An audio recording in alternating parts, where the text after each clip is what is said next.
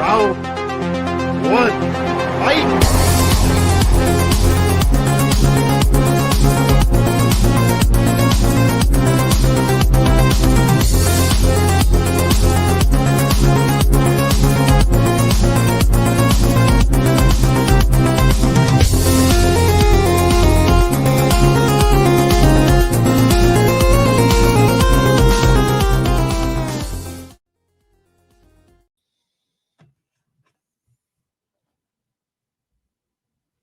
Ho, ho, holy shnikes. Ho, ho, Merry Christmas. And welcome to Tournament Fights. A little Art the Clown for you there. When Austin queued up that clip, I wasn't sure what movie it was. Cause I'm like, oh yeah, I haven't seen those Terrifier movies yet. Because they're pretty dang gory, but I'll get around to them someday. But welcome to Tournament Fights number 262. This is our holiday mystery tournament number 2 out of 4, and then we will have a championship with the Sweet 16 from all 4 of the mystery holiday tournaments right around Christmas time. And just to remind everyone, this will be all holiday movies from all holidays with more of a focus on Christmas and Christmas adjacent movies, but you'll see some things like Easter, New Year's, 4th of July, like all kinds of different things. I think this one may even have a President's Day one on there, something like that. So yeah, there's all kinds. The goal is, even if it has one little scene representing any holiday, then it is eligible. So it should be fun. So, but yeah, I'm your host, Jordan, the movie hero Anderson. We'll bring in our crew for tonight. We have my co-host, Austin Pez Howell.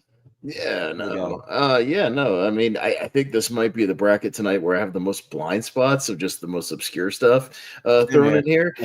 But 3 and 4 coming up, I will have seen most of them. But even then, there's some favorites that everybody loves. So it'll probably be fairly predictable which ones kind of make the 16 and things like that. But then we'll see which one wins. Congrats to Christmas Vacation, which won its first tournament on part 1. Yeah, which is awesome. Yeah, and I was doing a deep. And I've got my art for Terrifier 3 tonight. So nice, but not to get off on any kind of tangent, but we've been doing a little bit of a deep dive on Christmas Vacation because I'm already a massive fan. But since it won, I watched some like deleted scenes out there that you can find that I've never seen before. They're out there, and like you kind of wonder what the movie would have been like. There's like an entire character that was cut. They're supposed to have like an Asian character that was really weird, but which is like they cut that for obvious reasons. But yeah. But anyways, we're not here for that. We're here to talk about all these other Christmas movies. So let's bring in the rest of our crew. We have Brian Nussbaum. Hey. How's it going, Brian? Yep. Happy holidays, Merry Christmas, Happy Hanukkah, Merry Festivus, and joyous Kwanzaa. Yeah, all that. And I did watch one movie for this, which I actually really enjoyed. So we'll talk about it if it gets to before I have to bump off tonight, because Boise State's playing in the Mountain West Championship. So no spoilers, because I'm watching it on a delay. So please, no spoilers. But we also have Jonathan Caro. There he is. How's it going, Jonathan? Hey, how you doing? Yeah, you picked my favorite scene of the movie. Yeah, actually a very funny scene. No, that seems hilarious. Yeah, when he's just treating him like a celebrity. It's great. It has nothing to do with the plot, but I love that scene. But no, I can't wait to delve deep into these films. Kind of a rough week for me. First time watches. So we'll get to them when we get to them. So yeah, let's have some fun. Yeah. We also have joining us, we have Maria Hammond. How's it going, Maria? It's me again. I'm back. What do you like? I just I haven't seen that movie, but you know what I was thinking? Clint Howard's finally grown into his forehead and face. Yeah, he sure has, right? He looks fine. I mean, I didn't know it was him for minutes. Yeah. Normally, he just kind of looks odd, and but he's finally grown into it. Yay for him! It's a win for Howard. Just waiting for him to say something about Joe Montana, like he does in The Waterboy. Yes. I think it's just amazing because every time I see him, I'm like, cringe. And Santa is Daniel Roebuck, character actor. Was that who that is? Yeah. Okay, I'm gonna say it. Yep.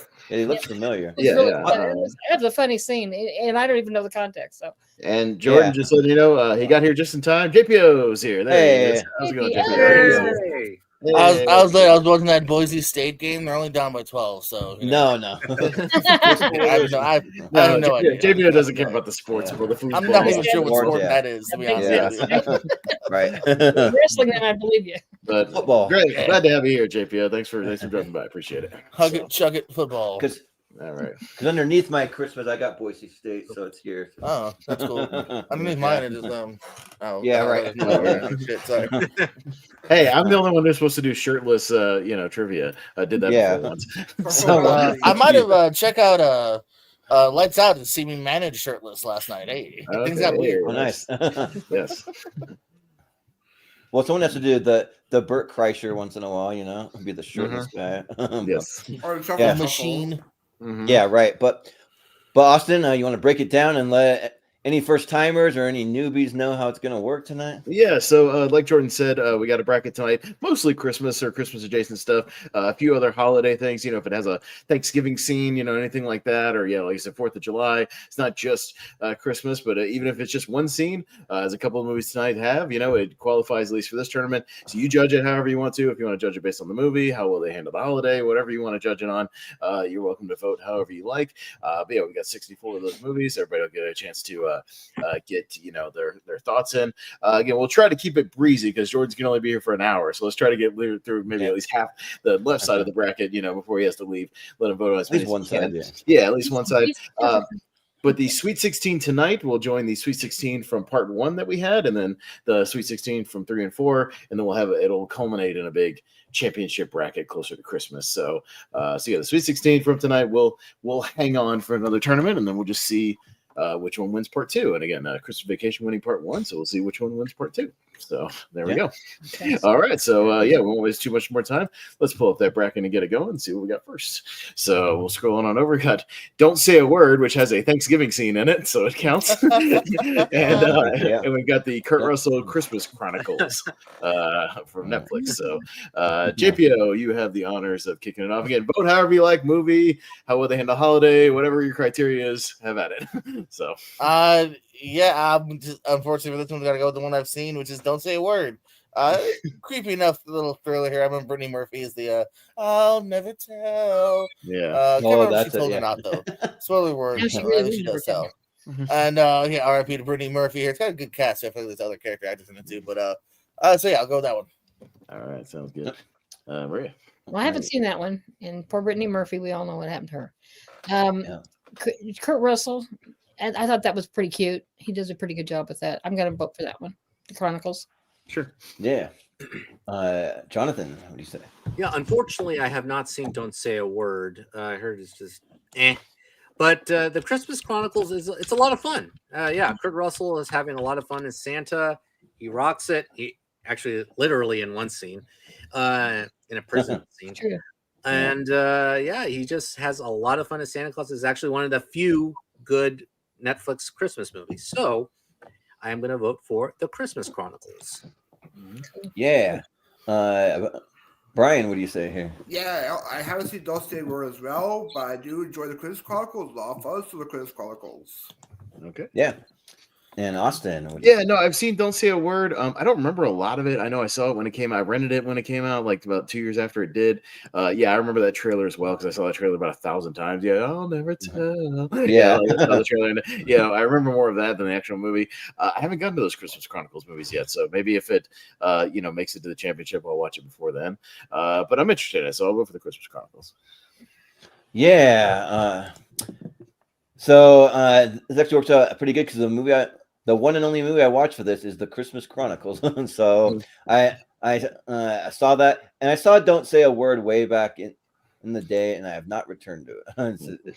So it didn't really interest me all that much. But yeah, the Christmas Chronicles was a lot of fun. I thought that was really good, and I'm trying to figure out where I've seen the older brother in it, and he's been in like a bunch of the kind of like just random slasher movies. He's in those babysitter slasher movies on like Netflix or whatever, and then he was in like some other kind of just straight to the streaming slashers. So that's where I've seen that guy a lot.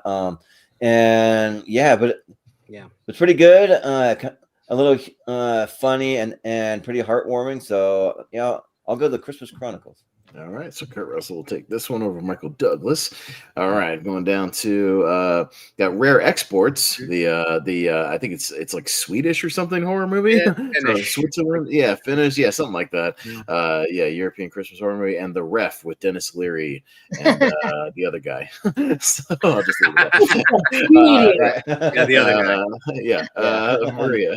Yeah, I love The Ref. I could quote that all day. I mean, just so many funny things and how the circumstances and just too good. I love that movie. I haven't seen the other one, but I would always vote for The Ref.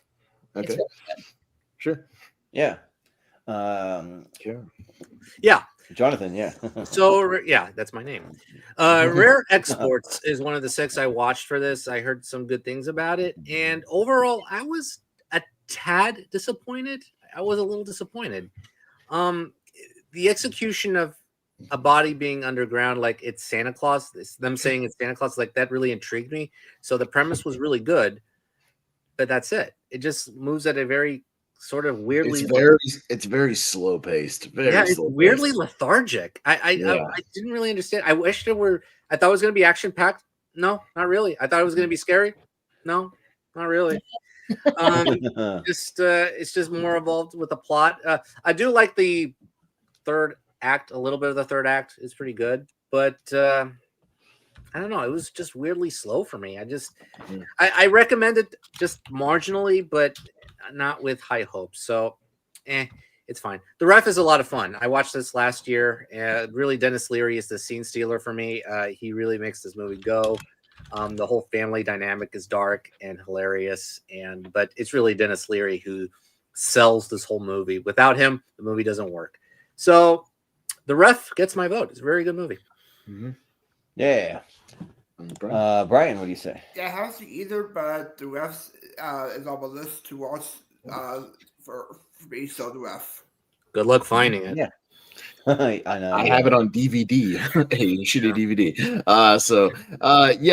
I've seen Rare Exports. Yeah, it's kind of the sloggiest 85-minute movie you'll ever see. It's a very short movie, but it feels way longer. Yeah, it just takes forever to get going. Yeah, it's very sloggy. It has some bonkers moments, but yeah, it takes a while to get there. The same director, made a better movie 2 years ago called Sisu, which is great. Sisu's awesome. He made Sisu and better movie. But yeah, I'll go with The Ref. Dennis Leary has a sneaky good filmography. I like him as an actor, so and I've always kind of liked him. I thought he puts out some decent stuff. So I'll go The Ref. Jordan. Yeah, so I've never seen Rare Export. That's a blind spot. I'm kind of like you, Austin. It's probably the most blind spots that I have for any of these mystery terms. After looking at it, I didn't think so, but then I really went through the list and marked down how many blind spots. And when I was making the bracket today, I was like, "Oof, I got quite a bit of blind spots on this bracket." But I was like, "Oh boy." But I've seen The Ref a few years ago, and I remember it being pretty good. Yeah, Dennis Leary, he's pretty great, and I kind of wish Dennis Leary would do more stuff. I know he has a new sitcom or something coming up where he's like a cop or something like that, but that hasn't premiered yet, but it's supposed to premiere on Fox or something. But The Ref, that's pretty fun here, and I have a good time with it. And even with the one we don't name, I think they have good chemistry. So I'll go for The Ref. All right, yeah, JPO. I'll continue to show love for The Ref here. Yeah, this is a good one here. This is one you can watch every couple of years. I think I have fun with it too. Nice adult, but not too adult Christmas caper. So I'll go with The Ref. All right, sounds good. Only $4 on Vudu/Fandango at home if you want to rent it. Okay. Yeah. Oh, okay. There you go. All right. Yeah, 18 to buy though, so maybe rent it. Oh, yeah. We deck the halls with Danny DeVito, Matthew Broderick, and a Charlie Brown Thanksgiving. Yeah. Okay. Jonathan. Okay. I'm in a weird situation here because a Charlie Brown Thanksgiving is not a movie; it's a short. So, thank you. Special. Finally, somebody agrees with me. It's a special. But it's a short, but I just included it here for fun because where else are you ever going to include this movie? So I threw it in here. Okay, but Deck the Halls is a movie, but it's a crappy movie. It's a conundrum. Look, the only highlight in the Deck the Halls is that Christmas light show in the movie, and Danny DeVito's having fun, but that's it. And Christmas, Charlie Brown Thanksgiving is my least favorite of the three ones, Halloween and Christmas, but it's fun. It's good. The football scene gets me every time. Charlie Brown Thanksgiving, because I don't want Deck the Halls to move on. Sure. Really don't. Brian. Yeah, Deck the Halls is not a good movie. Matthew Broderick plays like this jerk who then he just played a great character, and he'd be smug about Matthew Broderick just because he was best Mr. Christmas for some reason. I'll go with Charlie Brown Thanksgiving. It's a classic for a reason. Charlie Brown Thanksgiving gets my vote for this round. Yeah. Austin. Yeah, I guess I'll go with the Thanksgiving, even though, it's kind of a short. It's the Frosty the Snowman conundrum we had last time in part one that got included. But you know what? I'll just hope that there's a decent movie in the next matchup that we can just, we'll have an easy match to the 16th. So that's fine. So hopefully there'll be something I can advocate for. But yeah, Deck the Halls is like, man, you want to have like a bad double feature? Watch Deck the Halls and Christmas with the Cranks. That's like a horrible like 2000s like double feature. No. Yeah, just like horrible characters and like bad Christmas stuff and just like despicable situations. Yeah, like here's a hot take. I'd rather watch the Cranks than this one. But the Cranks is a good pleasure for me. Sure. Cranks sucks. Ugh, Well, you're high, terrible. Brian. But Yeah. low bar. Cranks at least has Jamie Lee Curtis in a Bikini. in a bikini top getting a tan. That's the only thing good about that movie. Well, Right, you have a nice Trading Places reunion, but Yeah. Yeah. So a little behind the scenes. When I first started, I included all the Christmas shorts because I wanted to do it for fun. I had like the Rankin Bass, I had all this stuff, and then I started thinking, well, those aren't really full movies. Where can I start replacing them? So I got all the like claymation ones out of there. So those are gone, and then just a couple of these ones kind of squeak through the cracks. But of course, Malcolm loves the Cranks and the Deck the Halls. Of course, yeah. he does. you gotta explain me the Deck the Halls. Yeah, Those aren't even like pleasures of any kind, and But Jordan's family loves the Cranks. He loves. Oh it. yeah, They love that movie. every single year they watch that, and I just say have a nice night. I'll see you later. But I don't know. There's some enjoyment here and there in Cranks, but I mean, I do like Tim Allen in Christmas with the Cranks, and then I do like Danny DeVito, but I just don't like the way these movies are like kind of structured and like put together. Great, they're like two people that want to outdo each other during Christmas time. Oh joy, okay, whatever. Yeah. But so yeah, I will go with the Charlie Brown at Christmas. It's fun and it's nostalgic, and the music kind of hits and stuff. So I'll go with that one. Yeah. All right, JP. Yeah. I'm in the same dilemma. Yeah, first of all, I totally get what I think Jonathan was saying too. Like, it's not a movie. People put it in like movie lists all the times. And I'm like, how do you compare a 25-minute thing to an hour and a half? Like, I don't know. It's always been a weird pet peeve of mine. But yeah, Dick Doll is not great. I want to like it, for DeVito and whatnot. And isn't one of the daughters is somebody too that I like from sitcoms. But yeah, I gotta go Charlie. I'll go Charlie Brown at least for this round. Mm-hmm. Yeah, sounds good. Maria, what do you think?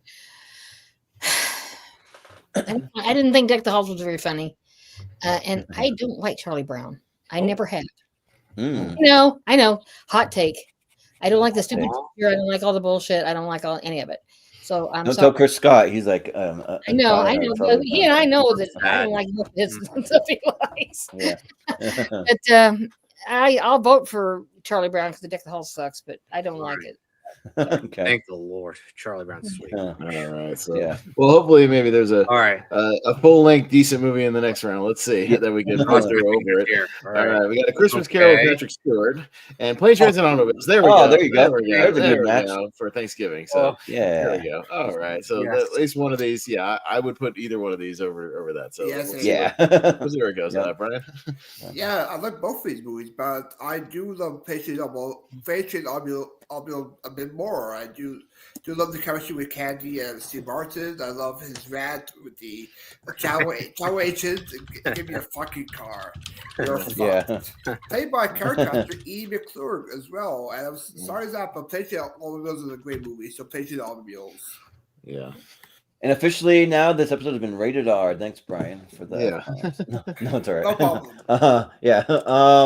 But Austin, what do you say? No, I mean, I do like that Patrick Stewart one. Yeah, for anybody who didn't, I think I mentioned this the other night, but he actually did a Broadway show where he does like a one-man Christmas Carol. It's pretty cool. He plays all the characters. It's interesting. So that is, I'm sure that movie was very personal to him. And yeah, it's again, it's another solid adaptation. It's fine. But yeah, I'll go Planes, Trains, and Automobiles here because yeah, it's a really funny, great road trip movie. And yeah, you don't get a lot of great Thanksgiving movies. So yeah, I feel like we could throw that in there. Yeah, sounds good. Yeah.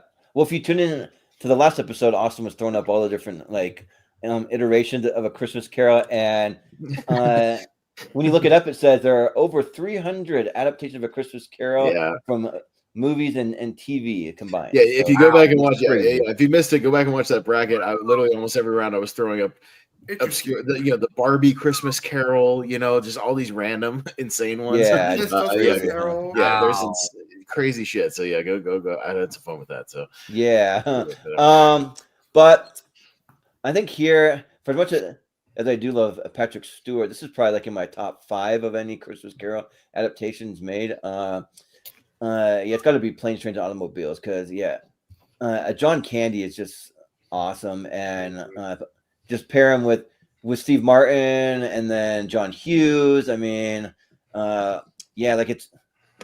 I hope someday we get another writer on the same level as John Hughes because he's just like so good. But he had a real run in the late '80s. But the movie's really good. And I've always said that if there's any movie that John Candy could have won some type of award or Oscar recognition, it could have maybe been Planes, Trains, and Automobiles. I don't know if the movie overall would really get anything, but maybe him personally, maybe. But I mean, it didn't happen. But still, it's probably one of his best performances. So I'll go Planes, Trains, and Automobiles. Yeah. But JPO. Yeah, that's why I wish the Golden Globes got more respect, or if we had a major comedy award, because again, these two would be definite nominations of that year. Yeah. Just two of the best, Martin and Candy, going back and forth here. They end up throwing in the heart at the end. Iconic moments, and I'm relatively late to the party too. I only saw it for the first time a few years ago, but it's great. It legitimately lives up to the hype. I love these two to pieces, so Planes, Trains will definitely get my vote here. Yeah, for sure. Yeah, you can tell that for John Hughes, speaking of him, I was just doing my little deep dive on vacation stuff. He wrote the first Vacation, did not write European, which you can totally tell. Yeah, he did not write that. Then he came back to write Christmas Vacation, and you can tell that's why it's so good. So yeah. But Maria, what do you say? I think that I had that picture of Patrick Stewart there with the crop. I think I dreamed about that one night. I'm not sure. Wow. About that. I know. It's you doing anything weird? Well, I don't know. After I saw Green Room, anything's possible for Patrick. Trains. I vote for the Steve Martin, John Candy, of course. I mean, that's just iconic. It's funny. It never gets old to me, anyway. I don't know about anybody else, but and then when they throw in the reasons for the guy's situation, it's that just makes that movie just really takes it to another level. So yeah, I'll vote for that. But that would have been a perfect opportunity for a boo with Patrick Stewart with the writing from Maria. But Jonathan. The Patrick Stewart adaptation, it's solid. It's a solid one. But I think if you've seen the episode featuring my top 64, Planes, Trains, and Automobiles is in there. So it features humor, relatable situations, and warmth during a Thanksgiving road trip, and John Hughes does a very great job of combining all of those elements into one fantastic movie. Personally, my favorite comedy, and Steve Martin, John Candy, wonderful. So another sweep: Planes, Trains, and Automobiles. All right. Well, at least we got something that can pretty easily take out Thanksgiving. Then a good movie. You'll see it late December. I'll say this: see it late December. We'll see it late December. Yeah. But it's also good as well. Oh yeah, and what do you say? They should all be able to do it for Zach Sheldon. He loves it. Oh yeah, for Zach Sheldon. Yeah. Oh yeah. Very good. And also, I was going to shout out my friend Aki tuning in. What's up? She's been tuning in from time to time. Yeah. We should check it out, though. Yeah, it's one of the better ones. So yeah. All right. Got Noelle with Bill Hader and Anna Kendrick. One of several Anna Kendrick movies on this bracket, actually. And Dutch. Yeah, Ed O'Neill. And there's a pretty famous story where the guy who played the kid in Dutch, like bumped into Ed O'Neill years later, and Ed O'Neill didn't know who he was. Even after he reminded him, he's like, "Yeah, I don't know you." Oh wow! Just moved on. It's kind of an infamous, weird story. So, I'll go first. I haven't seen either one of these. Yeah, I may have seen scenes of Dutch on cable back. I don't remember much of it at all. I remember him being fairly miserable in that movie. Noelle seems more my speed just because I like both the lead actors. I haven't seen it, but I'm more likely to watch that. Oh, Noelle. Yeah. So I have seen both of these once, and I didn't really care for Noelle. I thought Noelle was just kind of promoted and kind of a little overhyped, and it just kind of fell a little short for me. It's not like the worst thing ever, but it just didn't really do a lot for me. But I remember when I was living up in Seattle, man, they had billboards and banners and big moving screens and stuff all over the malls and in the city, because I don't get a lot of that in the small town, but over there they were promoting it pretty heavy. But yeah, I think that Dutch is a fun movie here, and it's one of the few Thanksgiving movies out there that actually he's that I think that he's I can't remember if he's trying to get home for Thanksgiving or if he's just spending it away from the family. It's been a while since I've seen it, but he's going to some kind of private school and doing that. So, but I'll go with Dutch. Yeah. But GPU. Blind voting here. I'll go for Noelle just because I like that cast. Yeah, for sure. Sounds good. Maria, what do you say? What JPO said. I'll go with that. Okay. Yeah. Okay. Yeah. Kind of a blind matchup here for most of us. But yeah, Jonathan. Yeah, I've seen Noelle. It reminds me of a time where, I think in Collider, where the late great John Schnepp regaled us of a tale about this movie, and then Snap. I haven't thought about him for years. Yeah. You could just look it up on YouTube. It's what a shame that was. But Noelle wasn't really good. I didn't love this movie. And I have not seen Dutch. And the premise itself, it just doesn't, intrigue me that much. You know what? I'll just give it a pass to Noelle. It's fine. Yeah. Yes, I guess the premise for Dutch is that he goes home for Thanksgiving. The kid does, and he's trying to bond with the new stepdad. That's Ed O'Neill, but he doesn't like him. But they slowly bond over the course of the movie. So. That's a lot of holiday movies, basically. The ones. Yeah, right.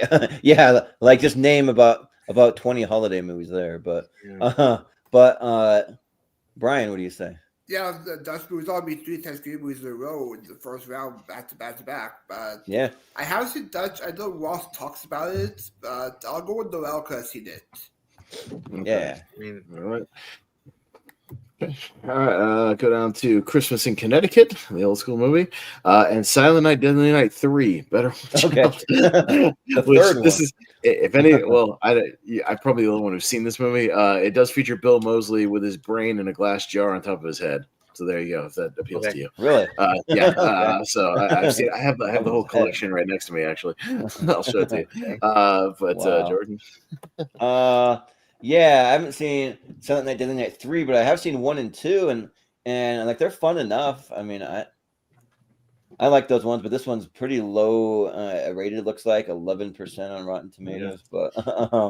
But there you go. 3, 4, and 5. The whole collection right there. Yeah, I watched it I followed along with the podcast one time. They did the whole series, and I was morbidly curious. Yeah, 3, 4, and 5, not great.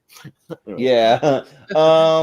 I've never seen Christmas in Connecticut. That's a blind spot for me, but it seems probably more heartwarming than like this other one here. I mean, that's heartwarming. That's probably the wrong word to use. That one's heartwarming. The other one's not.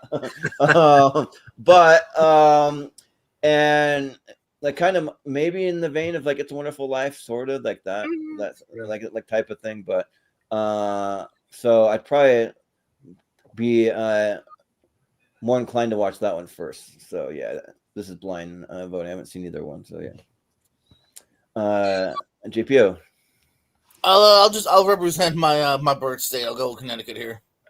Yeah. Sure. Yeah. Maria. I despise Barbara Stanwyck, so I'll go with The Silent Night. Okay. Wow, that's something I've never heard on Tournament Fights before ever. That's a first. Wow, yeah, right. Yeah. Voted for the other one because I hate Barbara Stanwyck. That's the first time that's ever been up. Yeah, right. Sorry.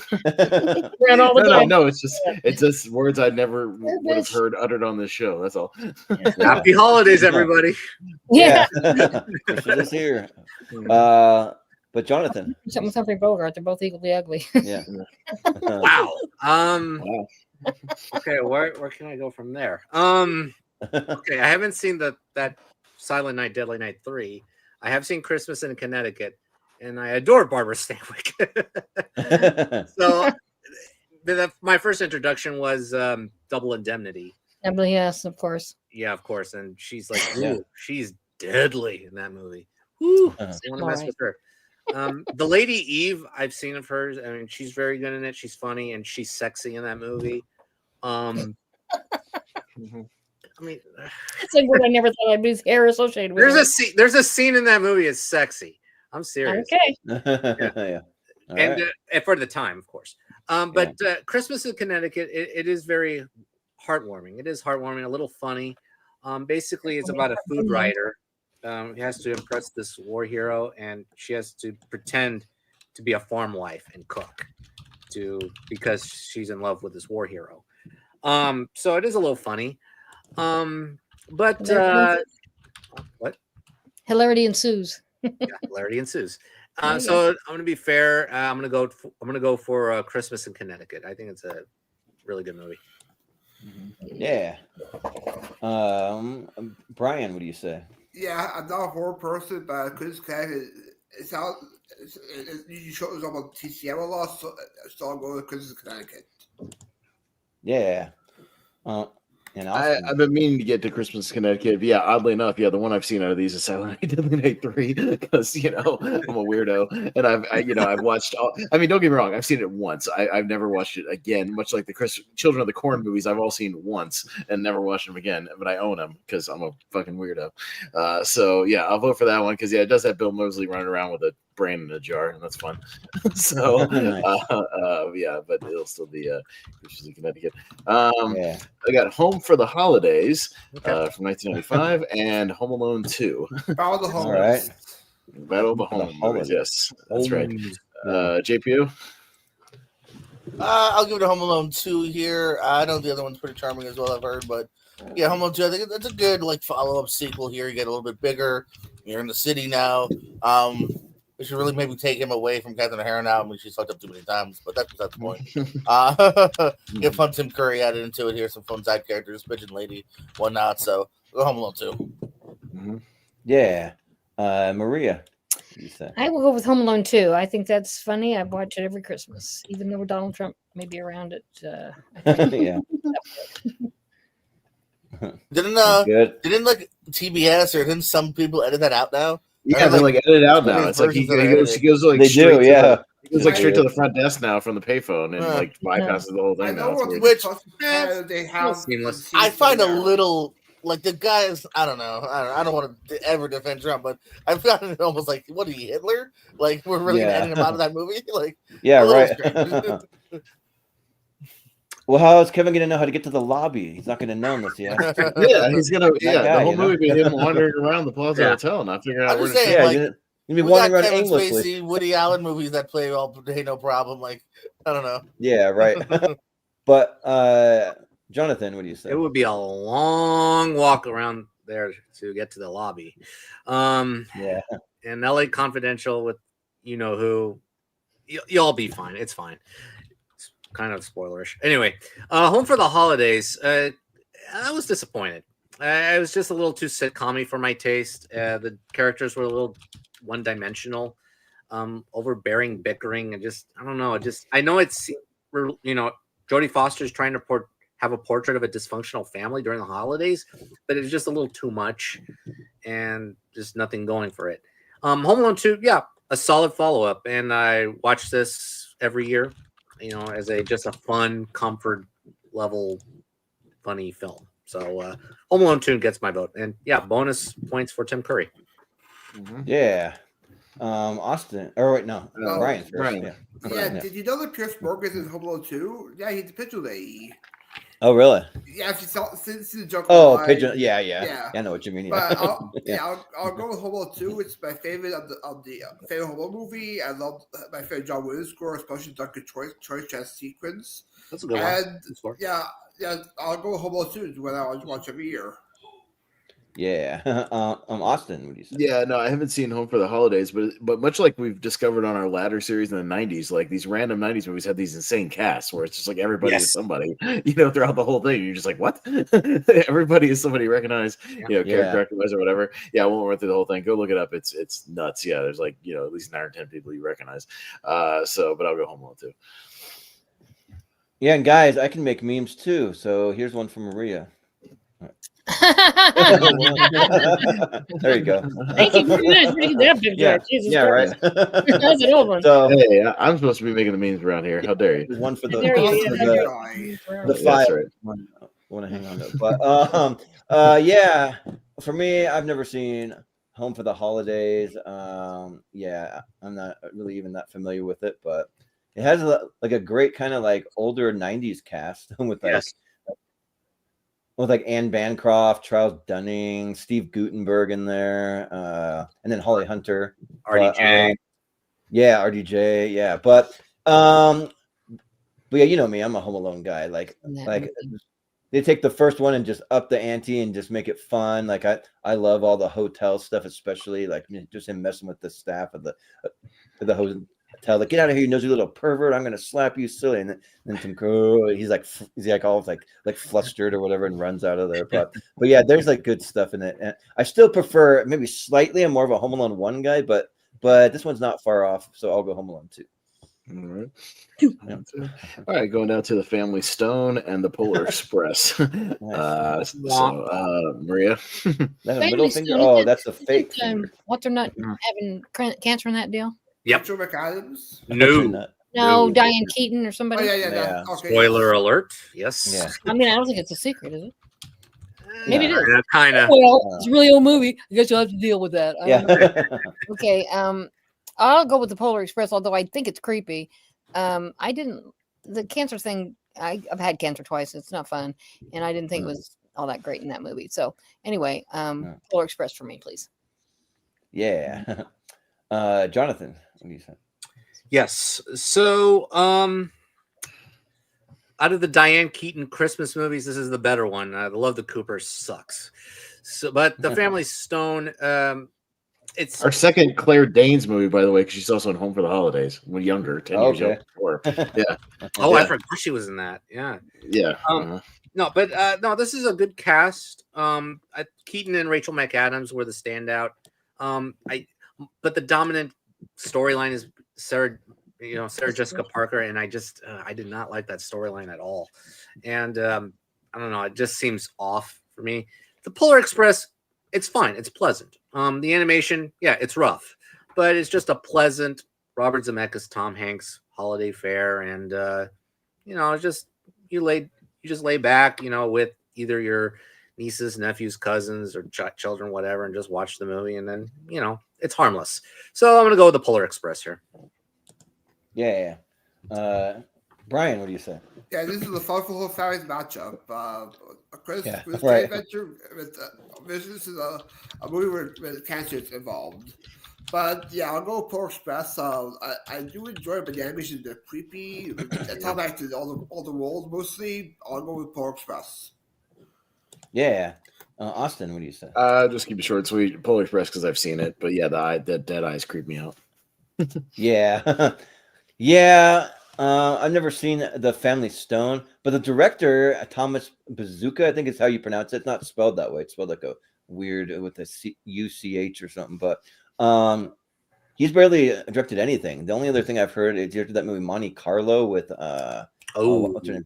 Wizard of Waverly Place. Yeah, Selena Gomez. And then the other movies I've never heard of. I don't know what they are. And then he's had 5. So,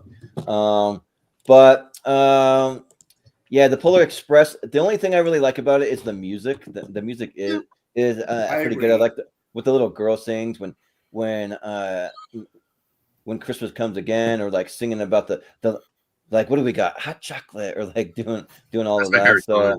yeah, so yeah, but yeah, everybody looks creepy. Even like there's even like a creepy kid in there, that like nerd kid or whatever. So I'll still vote for it, even though they have dead eyes. Yeah. GPO. I haven't seen either actually. I'm probably gonna maybe get through Polar Express first though, so I'll go there. All right. Yeah. All right. You just look for it in the theater every year for whatever reason. They always play Yeah, this right. damn movie in No, I theaters. don't Yeah. mind all It's that. 20 years old. Yeah, it's 20 years old today. Yeah, always. Yeah. Going down to Michael Collins and For- Love Actually. So Michael Collins, I think it's a Liam St. Patrick's Neeson Day double. movie. Yeah, I've seen that movie. Yeah, I yeah, it's a Liam Neeson double feature here. Yeah, for sure. So does anybody have seen or care about Michael Collins? I or have should we never move heard to of not Love seen Actually? Michael seen it, Collins. but I don't remember what I've holiday. heard it's good, but I haven't seen it. What's the so- holiday for it? I don't. Yeah, For St. Patrick's Day. St. is what it Patrick's. is. Oh, okay, Yeah. okay. Yeah, that I- that makes I- sense. It's something about a So- revolution in Ireland or something. Yeah. Yeah, So, who's going to Love vote against Actually? Love Actually? Who? Yeah. Yeah. All right. Not cool. Billy Love Mack, Actually, yeah. because Christmas All is right. all around. Oh, by the Yeah. way, it's a Liam Neeson and Alan Rickman double feature because Rickman's also an actor. That's right. Yeah, right. So yeah, we got two people in Okay. both movies. That's weird. Wow. I think I might have wonder to if check it- it out then. Yeah. no, good. Solid cast from what I can tell from the posters. So, but there you go. All right, Wonder Woman 84 and Fred Oh Claus. my god. What holiday is Wonder Woman? Oh. That is, I believe, 4th of July. Yep. If I'm not. Okay. Yep. Mhm. Yep. Yeah. All right, Jonathan. Quite a Oh. conundrum here. Yeah. Ooh. Fred Claus. Paul Giamatti has fun as Santa. He's having a lot of fun. Obviously, there's a better Christmas movie out there.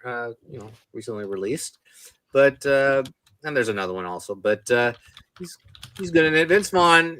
He's Vince Vaughn in the movie. He's fine. So the story was just okay. I just didn't really care for much of the movie. Boy, Wonder Woman 1984.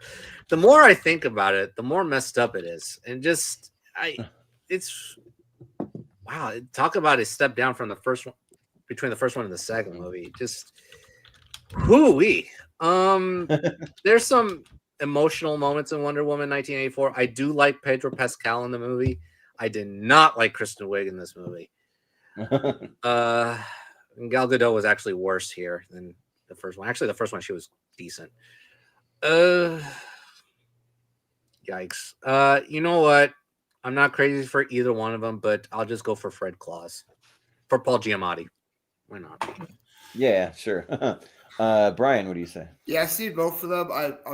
I'm going for Franco in this one. I do enjoy Paul Giamatti in this one. I also love John Michael Higgins as well as the elves in this film. Yeah. And also love seeing Barbara J. Thompson as the kid Sam who Vince Vaughn cares about. So I'm going with Fred Claus. Yeah. Austin. It's okay, Jonathan. It's whichever one will lose to Love Actually in the next round, so it's fine. It's no big deal. Yeah. It's a wash. It's a wash, so it's fine. Thanks for reminding me. Actually, I feel a lot better. No, that makes me feel better. It's fine, so it's not going to matter. I'll vote for Fred Claus just for Paul Giamatti. I think he's trying at least. Like he's at least doing his best. Yeah, Wonder Woman 84 sucks. That movie's terrible. That movie's awful. So yeah, I'll go Fred Claus. So I mean, I don't hate Wonder Woman 84 as much as a lot of people do.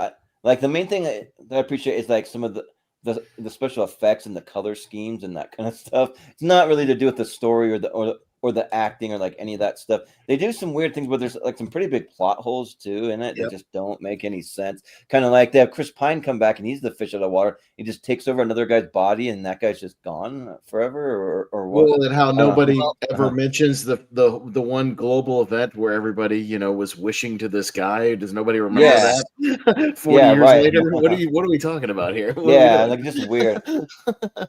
Yeah, but I do like the idea of like the cheetah character. It just wasn't pulled off. It wasn't executed well with Kristen Wiig. Yeah, it just didn't really work. I mean, I do like Kristen Wiig, just not in this. So, but I mean, I don't think that it's the worst like superhero movie out there. There's way worse than this, in my opinion. But Fred Claus is all right too. Like it has some some good things. I like Paul Giamatti, and I like Vince Vaughn in it, and I guess another he who shall not be named in it again.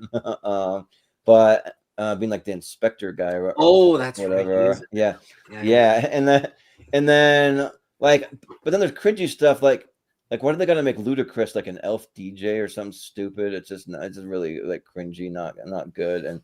But you also have Kathy Bates in it, and as like Mrs. Claus, and she's pretty good. So No, I mean, the mother to Fred and Santa oh Claus. yeah, that's what it is. Yeah. So he's the mother of Santa Claus and all those guys. Yeah, but so yeah, I'll go with Fred Claus. Yeah. JPO. I'm probably the only video then for Wonder Woman 84. Fred Claus doesn't really do much for me here. And yeah, well, Wonder Woman 84 kind of gets worse even on rewatches.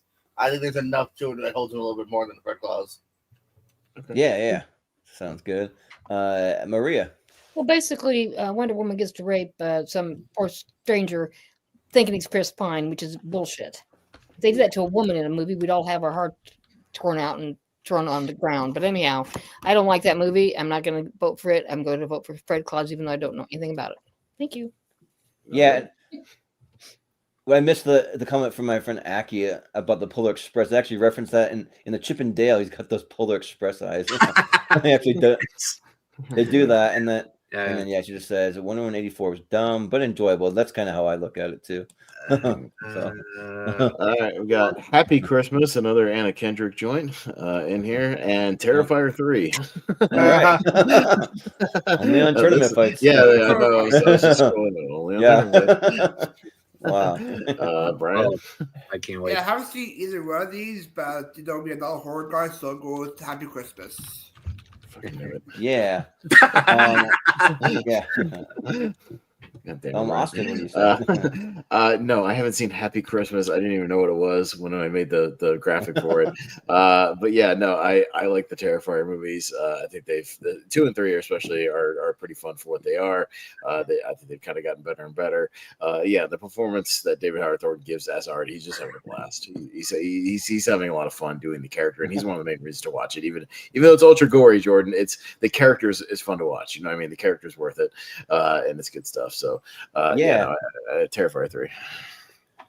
Well, I think that at some point I do want to see the Terrifier movie. It's just not like when people tell me how gory a movie is, I'm not rushing out to see it, but I'll see it at some point. But I still haven't seen it yet because I want to watch the first ones first, but the first two. And with Happy Christmas, I've only heard of 2 of the cast in it. They got Anna Kendrick and then Lena Dunham's in it, I guess. But probably these two though, I'm more likely to probably watch Terrifier 3, so I'll vote for that. so yeah. But GPO. I'll go with the one with the current Ring of Honor champion, Chris Jericho. Hey guys. He's in Terrifier 3. No, I on paper should be interested in Happy Christmas. But I feel like I didn't get great reviews, and I feel like it's also one of those like smaller mumblecore movies, if I'm not mistaken. Like, I don't feel like it's that uproariously funny or anything. And I've kind of forgotten about it over time. That's all of us being like, what is this? You know what's odd about this matchup is the director of Happy Christmas is Joe Swanberg, who's mostly known in the horror community. Oh, it's a non-horror movie. It's weird. So yeah, it's very strange. Joe Swanberg, he's definitely a mumblecore guy. Okay, cool. That's what I mean. Yeah, he directed segments of like VHS. He directed You're Next. Like he's more of like known as a horror guy. Not necessarily. Like he started off with like Nights and Weekends, and he's also done a lot of like kind of like very slice in the life, like super low budgeted improv movies. Yeah. A little bit of both. Right. Maria? I'll go with the Terrifier. Those other people terrify me the way they look. That 80s hair or whatever the hell that is. So, yeah. Nice. Yeah. Maria just going off people's looks tonight. I like it. I like it. Exactly. That's how I like it. I like it. I like it. Jonathan? Yeah, I haven't seen Happy Christmas. I have seen Terrifier 3, and it is my favorite of the series. Yeah, Jordan, I think the series gets better and better as it goes along. I think the first one is just bad. I think it has no plot. It has no plot. at least they're third getting one. their budget, or they're giving them. Well, it's not so really like I mean they still don't have a lot of money. Terrifier 3 was made for less than $1 million still. I mean, Oh, it's really? like, Oh, I yeah, guarantee you there's going to be a but the fourth. movies look better and better. Like he makes the most out of his money. Like he puts the budget to good use and like makes it look as good as he can. The second one, has more of a plot, like a protagonist you can root for. Between the two movies, it's long, but like it's good.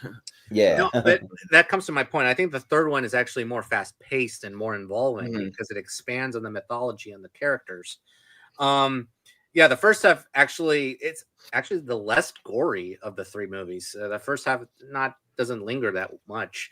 And that scene that we saw earlier, that's probably the funniest scene. Actually, that's what I liked about this movie, is that it's hilarious in its gore. And that Santa torture scene, I think it's just funny. But the second half, I think it's just more disturbing. I think that mall scene is just disturbing because it can happen. And then the climax, well, enough said. So I'm gonna go for Terrifier 3 here. Nice. I didn't know if I'd get that far. Nice. All right. Yep, and from Aki, Happy Christmas feels very Hallmark by looking at it. Yeah, it kind of does. It looks like one, yeah. Yeah. All right, so we got Pieces of April and National Treasure, which I believe is 4th of July, right? Something like that. Yeah, that's 4th of July, and let me see. Pieces Do they of April, celebrate probably 4th of July initially? Easter. Pieces of April is a Thanksgiving movie, so they celebrate. Yeah. And National Treasure just kind of celebrating America. It's like all of its history and stuff.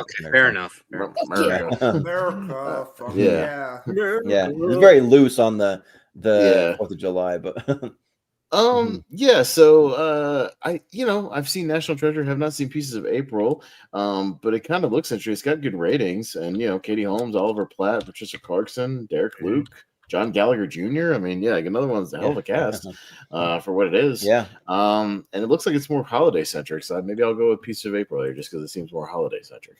I haven't seen it. Yeah.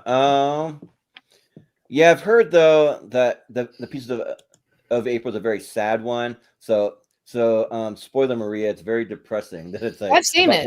I'm not cancer. Yeah. Yeah. Right. I don't okay. think Well, then but and National Treasure is really good. Like they've been talking about a third one forever. They should just get on it and do it. Don't do the series without Nick Cage like they did on Disney. That didn't work. So I've never seen Pieces of April, but National Treasure is good. So I'll vote for that. JPO, what you saying? Yeah, I feel like I rented Pieces of April a long time ago, but I don't remember much of it. So I'll go for the fun National Treasure with Nicolas Cage. Yeah. Maria. Oh, I got to vote for Nicolas Cage. Come on. National Treasure. I like that. Yeah. Jonathan. I'm actually going to go with Austin's logic here. I think National Treasure is a very fun movie, a very good movie. I like it a lot. I rewatched that one. But Pieces of April, it's an underrated Thanksgiving movie that gets lost in the shuffle. Good cast. There are sad elements that just made me realize involving one of the characters. But I think it's a really good, sweet, heartfelt movie to watch on Thanksgiving. So, I am going to go with Pieces of April. Nice. But I'm okay with National Treasure moving on. I'll tell you one thing I like about Pieces of April, just looking at the specs, 80 minutes. I like that runtime. It's short. Yeah, right. I like that. I like it. I like a good 80 it goes I'm like surprised you defend Terrifier 2 so much. Terrifier 2. Their second is that long? Title is No. I understand that, but I said that when I was talking about it though, and there's a reason for that. It's because it was kickstarted essentially, and he included just everything for the fans. Like, just here's everything I shot. No, but a good fan wants a better script and that's tighter. But to be fair, JPO, to be fair, he heard that criticism and made Terrifier 3 tighter and shorter. Oh yeah, and it does feel shorter. It does feel shorter. The third one. Yeah. Well, I'm saying he at least listens to the fan. Like he listened to that, right? But that doesn't I know. I'm just saying, it still makes Terrifier 2 it's better paced. It's better paced. It's just better paced. Terrifier 2 has some good stuff in it. It's just long-winded. They're both overall positive. It's so fucking long. Well, Brian, what do you say here? Yeah, so speak about National Treasure 3. Apparently, recently in the podcast, John Chertoff said the Star Wars were 100% going ahead with the original cast coming back for it. But they've been saying that for Okay. 10 years, Brian. That's a Yeah. point. Yeah, I swear I can find articles from like 2013 I'll being believe like, it when it's I see coming. it. Yeah. It's coming. It's coming. And like, it Once I see a hasn't happened. trailer, then I'll be. Yeah. I'll believe Yeah. it. But based on the matchup, yeah, I'll go to the logic of Austin and Jonathan. National Treasure is a good movie, but Pieces of April captures the holiday more, so Pieces of April. Okay, so Yeah. that makes it a tie. So we'll go down to JPO for the first tiebreaker. I'm just going by the better movie, National Treasure. That's fine. Okay, fair enough. Yeah. Yeah, All fair right. enough. And then also just point out from Aki, National Treasure, one of the more wholesome action adventure movies you can see. Yeah. So yeah. Yeah, no, really clean. Fuck yeah. All right. Four Christmases, our second Vince Vaughn movie. So there you go. And Arthur Christmas, a battle of the actual Christmas in the title movies as well. Oh yeah. so Where like also with the red and green title, but they're flipped in each one. But yeah, this one's actually pretty tough for me because I'm not sure if I'm in the minority, but I actually really like Four. It's one I watch every Christmas. Like I have a lot of fun with it. Like I like I don't know why I'm spacing on his name, but the guy that plays Vince Vaughn's dad, and he's complaining about his Duvall. Yeah, Robert Duvall. Yeah, like he always cracks me up. We're like, I just want my rabbit ears. Get that satellite dish off my roof, and like he's like freaking out. And then Jon Favreau and his brother just like trying to wrestle him the whole time, and he's like doesn't want like any part of it. He just wants to just like make an appearance and like be with his family, but not be like hassled for it or whatever. So I think that that's pretty good. And Arthur Christmas is really good too. In fact, I think I saw both of these in theaters, and they're both pretty good. The thing is, though, I probably rewatch Four Christmases more. I think they're both great, and Arthur Christmas is a good kind of like animated adventure about Christmas. But I'll give it to Four Christmases here. So it's our second John Voight movie in a row because he's a National Treasure as well. He's I also said Christian Chenoweth because she's in Four Christmases and that Dolph Christian Chenoweth. Yeah, that's right. Yeah, Christian Chenoweth. Yeah, like. And she's pretty funny talking about breastfeeding, how your nipples turn to rubber, and like she just like delivers it pretty funny. But JPO. Yeah, it's slightly easy for me here. Four Christmases is okay. They got a lot of fun cast that pops up here and there for the occasional laugh. But Arthur Christmas I think is a way better movie here. It's actually one of the animation surprises of the year. That I thought is pretty good and worth checking out. So Arthur Christmas. Mm-hmm. All right, Maria. Isn't Arthur the bald kid? What? The bald I don't think kid? no. Bald. Is this the animated one? That's animated though. But yeah. You're confusing it with the TV series, I think. Yeah, I am. I am. Oh, Not maybe the same. yeah. Okay. All right, I'll vote for Yeah. it because I'd hated Yeah. Four Christmases. I thought it was depressing. Oh. Well, Jonathan, what do you say? Okay. I think I know what she means here. So there is a special. I'll go on a tangent here. There is a special called Arthur's Perfect Christmas. That Okay. has the Okay. characters from Mark Brown's novels. Yeah, Okay. underrated special, by the way. Check it out. I agree. Yeah, Like you're thinking of Charlie Brown, Maria. No, I know. Charlie- Yeah. No, but Yeah. he was talking about the aardvark. That's what's Yeah. wrong. Anyway, Four The Christmases. aardvark, Yeah, not a very good comedy. I had wished that it were more focused though on Jon Favreau and Katie Mixon. I thought they were hilarious, especially during that game. It Well, cracks the me up. game, yeah. Just that one like scene. Taboo or something, yeah. That's the scene I would go back and rewatch. It just makes me laugh. But the rest of the movie, Arthur Christmas, wonderful animated movie. Yeah, it's an underrated movie that gets lost in the shuffle for sure. James McAvoy, Hugh Laurie, Bill Nighy, and Jim Broadbent. And oh God, what's her name? I've seen Jim Broadbent all over the Ava place. Longoria. Imelda Staunton, I think that's Yes. Yeah. Yeah. No, they're all great. Hugh Laurie, but they're all great. Wonderful holiday film. Love this movie. So Arthur Christmas gets my vote. Yeah. Brian, what do you say? Yeah, Arthur Christmas was a big surprise for me. I love the film a lot. It's great. I love Grand Stats of the film. Him and Arthur work well together. I hope they do like a sequel or a spin-off movie of it with all the Santas. But it's a great Christmas movie. So Arthur Christmas. Yeah, surprise, surprise. Zach Shelton isn't a fan of a comedy. Okay, that's all right. No, not a fan of Four Christmases. Yeah, but I get it though, because Four Christmases isn't for It's most not people good. probably. Yeah, Very good. No. but Austin, what do you say? Four Christmas is one of those movies that's like it's fine if you like stumble on it on cable, you know, while you're like hanging with the family and you like half pay attention to it, you know, and it's like, oh hey, there's Robert Duvall, oh hey, there's John Favreau doing MMA moves, you know, what like you kind of half pay attention to it while you're eating and stuff. But yeah, Arthur Christmas I think is a better movie, so I'll go with that. So yeah. All right. And now back to Arthur. Independence Day, obviously for Independence Day, and Family Switch. So all right. Can we move on Independence Day through? I mean, is anybody ready for Family Switch here? I have never seen it. Independence Day. Come Never on. seen it. Never seen it. Yeah. All right, sounds good. All right, Independence Day, American Tail, which has some, I think, some 4th of July type stuff, and the Jim Carrey Christmas Carol. JPO. Sorry. Yeah, 4th of July for American Tail. Yeah. Dress with what?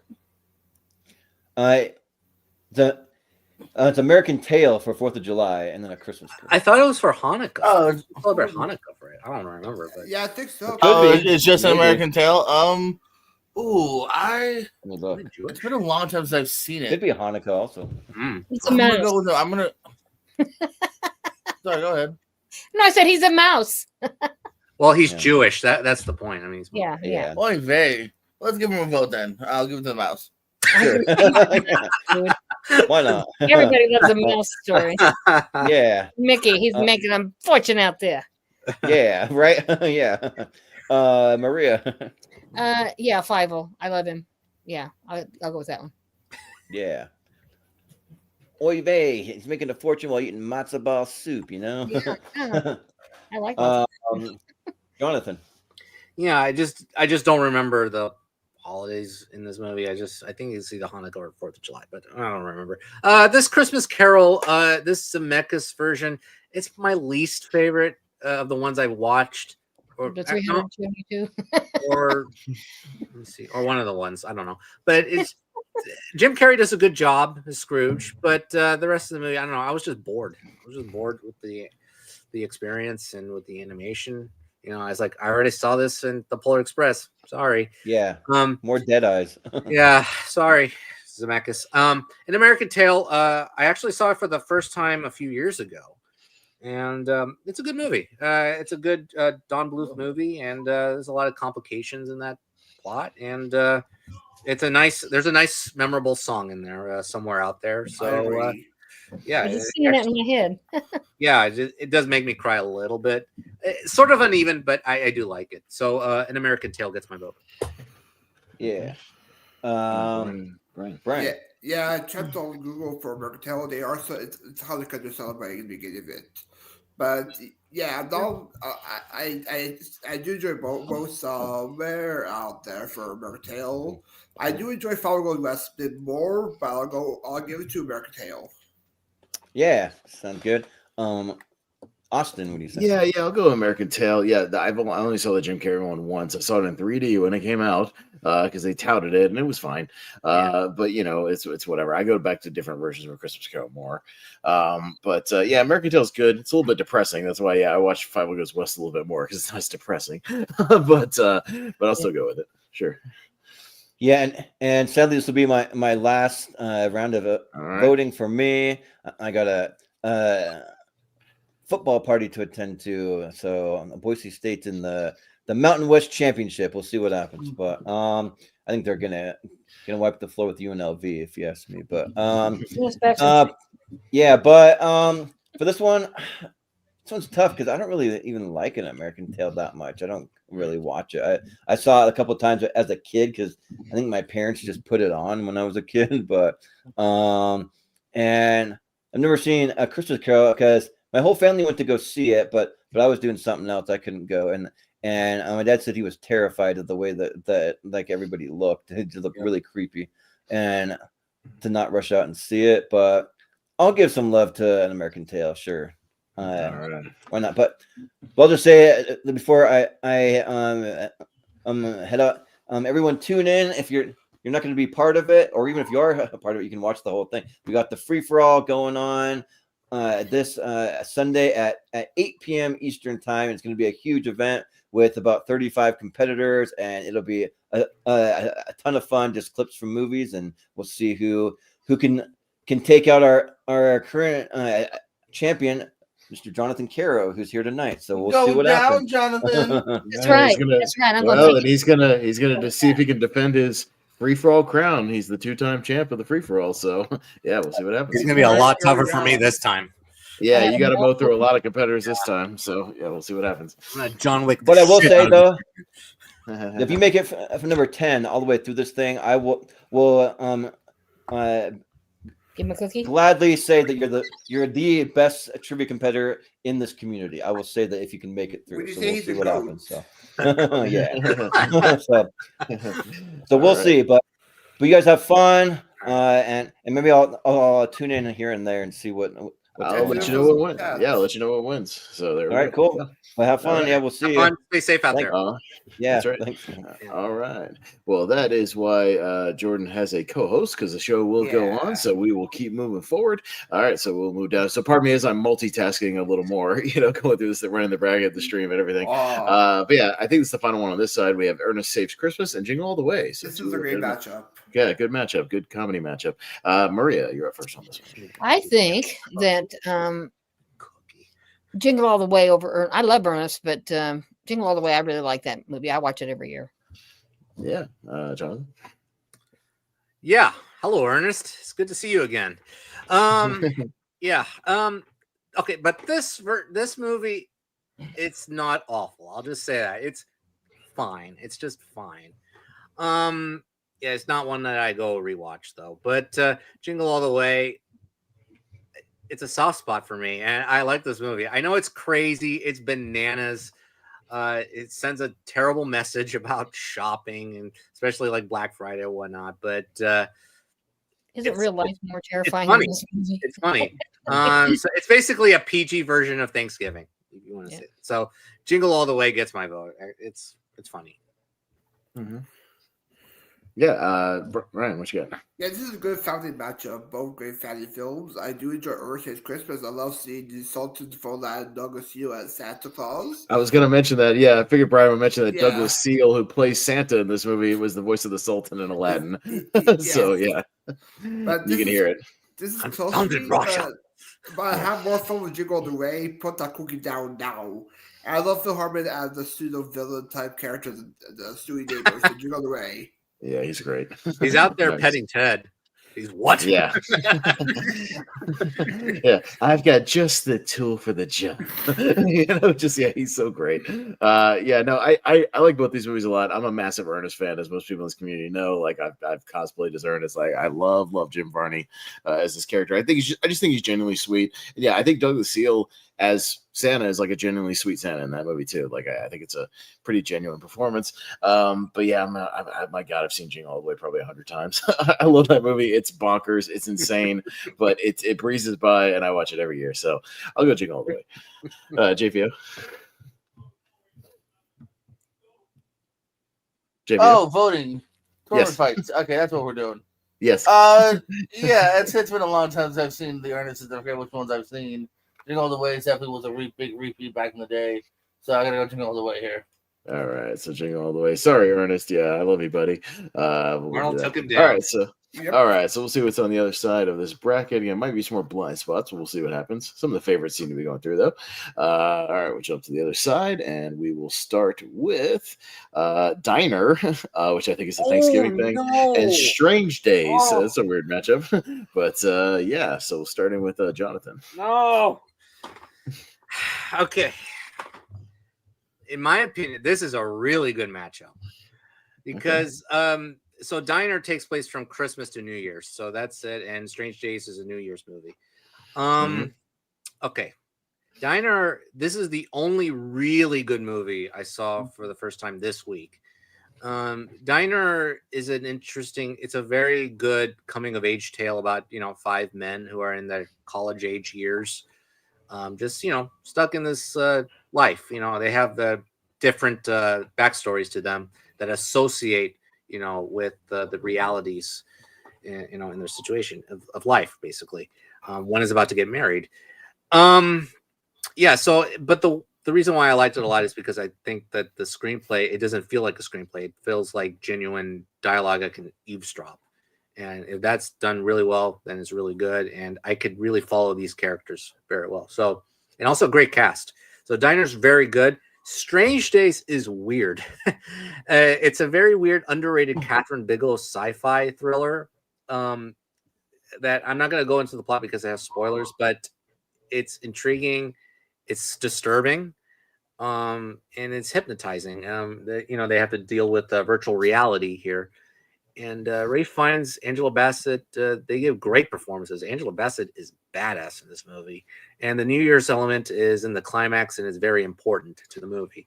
Oh, man, this is close for me. Boy, the one I would rewatch now, Strange Days, because I think that it'll hold up for a few years. It has held up since 1996, I think. So Strange Days gets my vote. All right, Brian.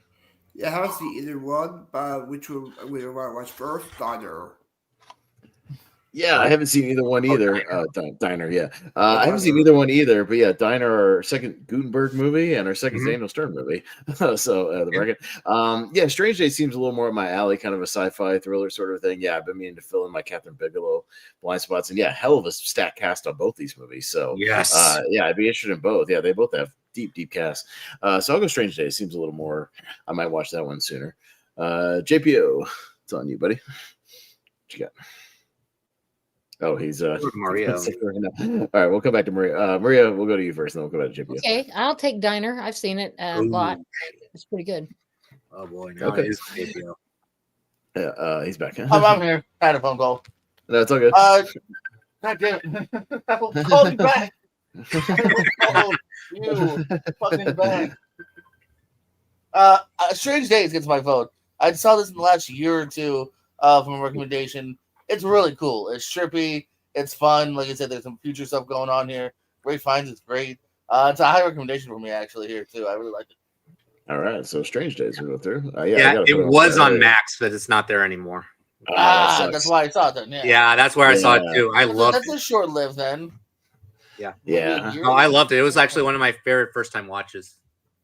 So we got The Christmas Star from 1986, I believe, and On Her Majesty's Secret Service, the Bond movie. So Brian, Bond movie. Which holiday? Yeah, does anybody know what The Christmas Star is, or would vote for it? I have no idea what it is. I've never seen Christmas Star. I've never seen it. All right, everybody voting for Bond here? Yeah. Yes. Okay, sounds good. All right, we'll skip that one. Yeah, I didn't even know what that was when I looked it up. I was like, "What?" Okay. The Christmas Star, though, I had to make sure. I didn't know. He luckily Jordan put years in his thing because there's like 5 different movies called Christmas Star or something like that. There's a bunch of Hallmark movies called like something Christmas Star, whatever. So I had to make sure. All right, going down to A Merry Friggin' Christmas, the Robin Williams movie, and Captain America: The First Avenger, which has a little 4th of July in there. So yeah, we've got Brian first on this one. Yeah, Merry Christmas, one of the last few films of Robin Williams before his passing. But yeah, I'll go with Captain America: The First Avenger. For me, I find it very underrated. People don't talk about how great it is. Started a great trilogy. Captain America: The First Avenger gets my vote. Okay. Yeah, this is an interesting one because I do like The First Avenger as well. Yeah, I like Joe Johnston, and yeah, I think it's more solid than people give him credit for. But yeah, American Friggin' Christmas, yeah, is a kind of underrated little gem that Robin made before he died, and I like it. And it's kind of a little dark comedy there, but I like it. So I'll go Merry Friggin' Christmas. And JPO. Yeah, I definitely saw Friggin' Christmas. When poor RW passed, I saw everything that his last few that he did. It's very melancholic. I mean, I feel like you can almost see like his last few films all were kind of depressing, sadly to a degree. But I really love Captain America. I think it went from being one of the mediocre to one of the best trilogies that Marvel has had. I think 2 and 3 are fantastic. Wait, is this the first one or the second one or the third one? First one. This is the first one. Yeah, the very first one. Oh, so that's okay. Well, it's still better than Merry Friggin' Christmas, so I'll go Captain America. All right, Maria. Captain America. America Fuck yeah. America. Fuck yeah. That's right. Hey, language, as Captain America would say. Language. All right. Caro, what you got? Well, a Merry freaking Christmas. Hey, language. Merry freaking Christmas. I saw it once. Yeah, JPO said, yeah, you could tell how depressing it is, especially when it comes to Robin Williams's, state, during that time. But Captain America, I was at first, but then I rewatched it. I was like, oh, this is pretty good, and it is, it started one of the best trilogies actually in my mind ever. So Captain America does get my vote. All right, so Captain America will take this one. Sounds good. All right, going to I'll Be Home for Christmas with JTT and the Bishop's Wife. We talked about the Preacher's Wife. This is the original one, the Bishop's Wife. Okay. So this could be interesting. I'm going first. I'm probably going to vote for the one I haven't seen because I'll Be Home for Christmas stinks. That movie's bad. JTT is an asshole in that movie, and you have no reason to root for him. He's just a dick like the whole movie, and he doesn't even really learn his lesson at all. And it's not good. I know some people like it gets played a lot around Christmas time, but the movie's not good. I don't like it. So I'll go for the Bishop's Wife because at least you got classy little cast in there. I'm sure Maria will say that some of those people are ugly or something, so we'll get there. Cary Grant. What are we going to say about Loretta Young now? Yeah, Loretta Young I like. Okay. I had to watch Barbara Stanwyck kill the Big Valley for about 45 years on TV. Right. So I'll go with the Bishop's Wife here. But JPO, what you got? There's reasons, okay? If anyone watched the ASAT from an hour ago, Brian, we were talking about I'll Be Home for Christmas. It's literally one of my questions was, what Jonathan Taylor Thomas movie is set around Christmas and named after a song? So that was question like 14 or whatever. So I'll give it to that because I do love me some Jonathan Taylor Thomas. I do too. Just I don't like that movie. But Maria, that's fair. But I don't know what the hell the Bishop's Wife is. So it's the movie that the Preacher's Wife that we talked about in part one, the Denzel movie's based on. That's all I got. So I do have to say that David Niven is pretty freaking ugly, so that's a problem there. But anyway, Bishop's Wife wins because Cary Grant is fabulous in it. Loretta Young is always good, and David Niven, he's a good guy. David Niven, a real. Am I right? You know what I'm saying? Cary Grant. Cary Grant. There you go. Cary Grant, he's That's right. All right, Jonathan. Yeah, I'll Be Home for Christmas was painful. It is a painful holiday movie. Look, Jessica Biel, lovely, but The Bishop's Wife is a good movie, so The Bishop's Wife gets my vote. Monty Woolley, I might have to watch it because I like Monty Woolley, who's in The Bishop's Wife, who's in a movie called The Man Who Came to Dinner, and that movie's he is an asshole in that movie, but in the best way. He's awesome in that movie. That's a really underrated gem. So check that out. In that movie. Yeah. He's like this dick who's like faking an injury and just being an asshole. Like there's a clip that went around on TikTok for a little while. I'm sorry, I'm going on a tangent, but The Man Who Came to Dinner, where this lady's she's looking out the window and it's snowing. She's going like, "Oh, look at the snow! Isn't it great? Isn't it wonderful?" And it cuts to him and he just goes, "Shut your nasty little face!" And he's just like, he's amazing. I like that. Yeah, he's the professor in The Bishop's Wife. Yeah. But Brian, what you got? Yeah, I haven't seen Bishops either, but I'll be home for Christmas because I do enjoy some JT, like JPO said. Okay, sounds good. But I think The Bishop's Wife for now. Very great. All right, going down to Southland Tales and Bad Santa. So no, they're only on tournament fights kind of matchup. Southland Tales. Yeah, what holiday is Southland? Actually, I don't know what Southland. I don't know. Jordan's got that master list. I don't know. He just sent me the list. So what's the question? What's Southland Tales? What holiday is in the middle of Southland Tales? I don't remember. Oh, okay. Yeah, I mean, if you guys just want to move Bad Santa, I'm fine with that. I haven't seen Southland Tales. Yeah, I'm voting. Southland Tales is not a good movie. You would think a movie with The Rock, Kevin Smith, and Buffy would get my vote, but it doesn't. Yeah, Sean William Scott. Yeah, it's just a mess. It's a disaster of a movie. Yeah, it's not a good movie. So I'm fine with movie Bad Santa as everybody else is. That's fine. Bad Santa's great. The guy made this in the box, and then never again. Yeah, he never been shit. Yeah. All right, got The Godfather, which has a little bit of Christmas in there, and A Christmas Story 2. Now, we talked about A Christmas Story Christmas, the kind of official sequel. This was the shitty one. All right, so The Godfather wins. Another All right, sounds good. movie too. Another, our third Daniel Stern movie, but man, that movie stinks. That movie's not good. So, all right, sounds good. We got Dashing Through the Snow with Lil Ray and Ludacris. I haven't even seen that. And then we got the Benedict Cumberbatch animated Grinch movie. Oh, this is going to be fun.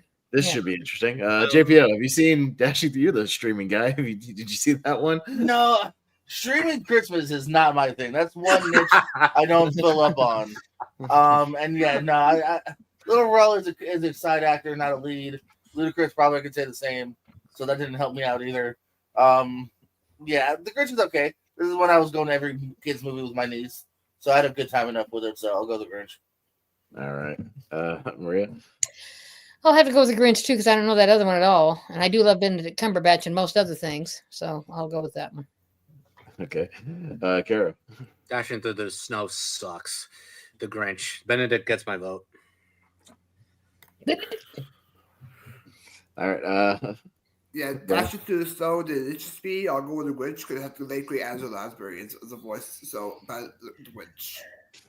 Yeah, the Grinch is bland, but you know I've seen it, and I'm not. I think Lil Ray's been pushed into a lot of movies, and I'm not a big fan of him. I think he's kind of overexposed right now, and yeah, it just that movie has no interest to me. So I'll go with the Grinch. We'll see.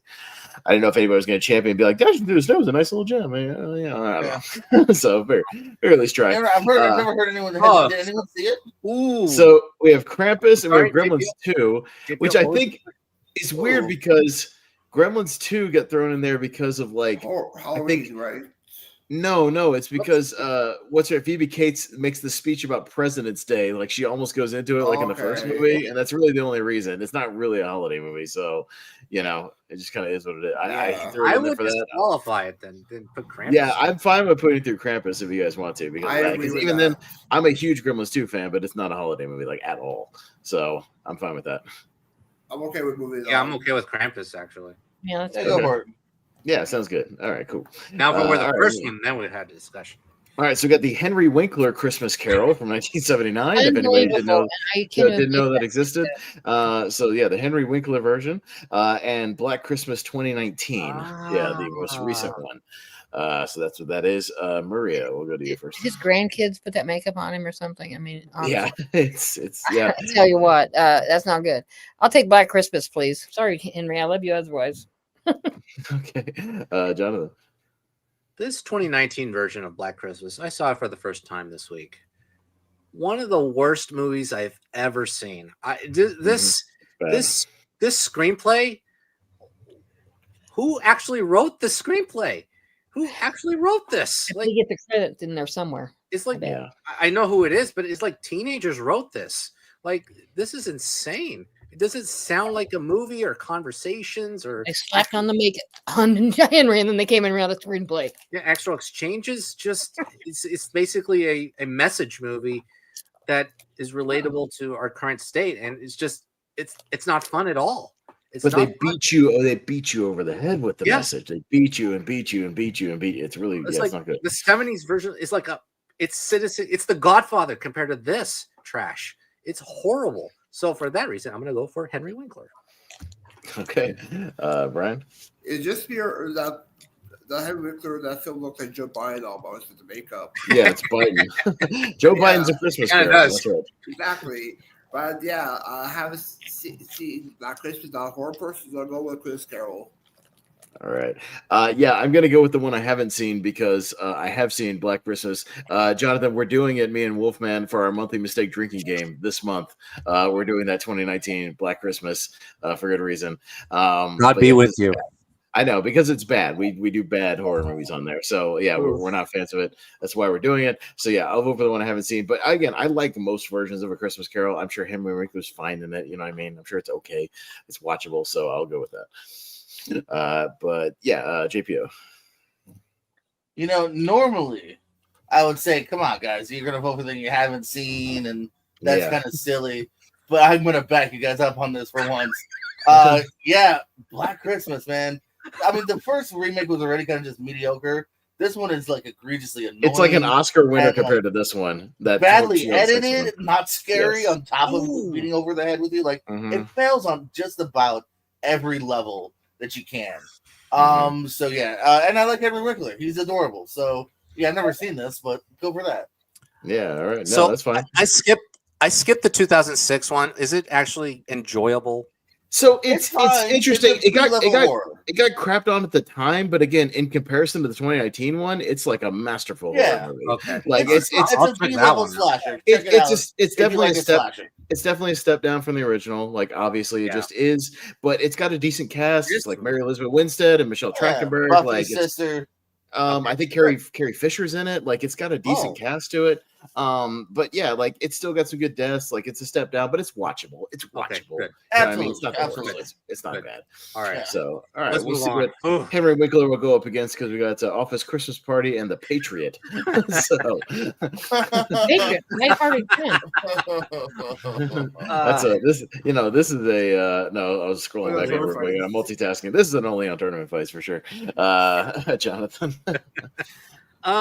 Okay, this is tricky for me because I'm not that big of a fan of Office Christmas Party. I think there's just, I don't know, it just tries to be too much of like a hardcore Office Space movie, and it's just not, much investment into the hijinks of it all.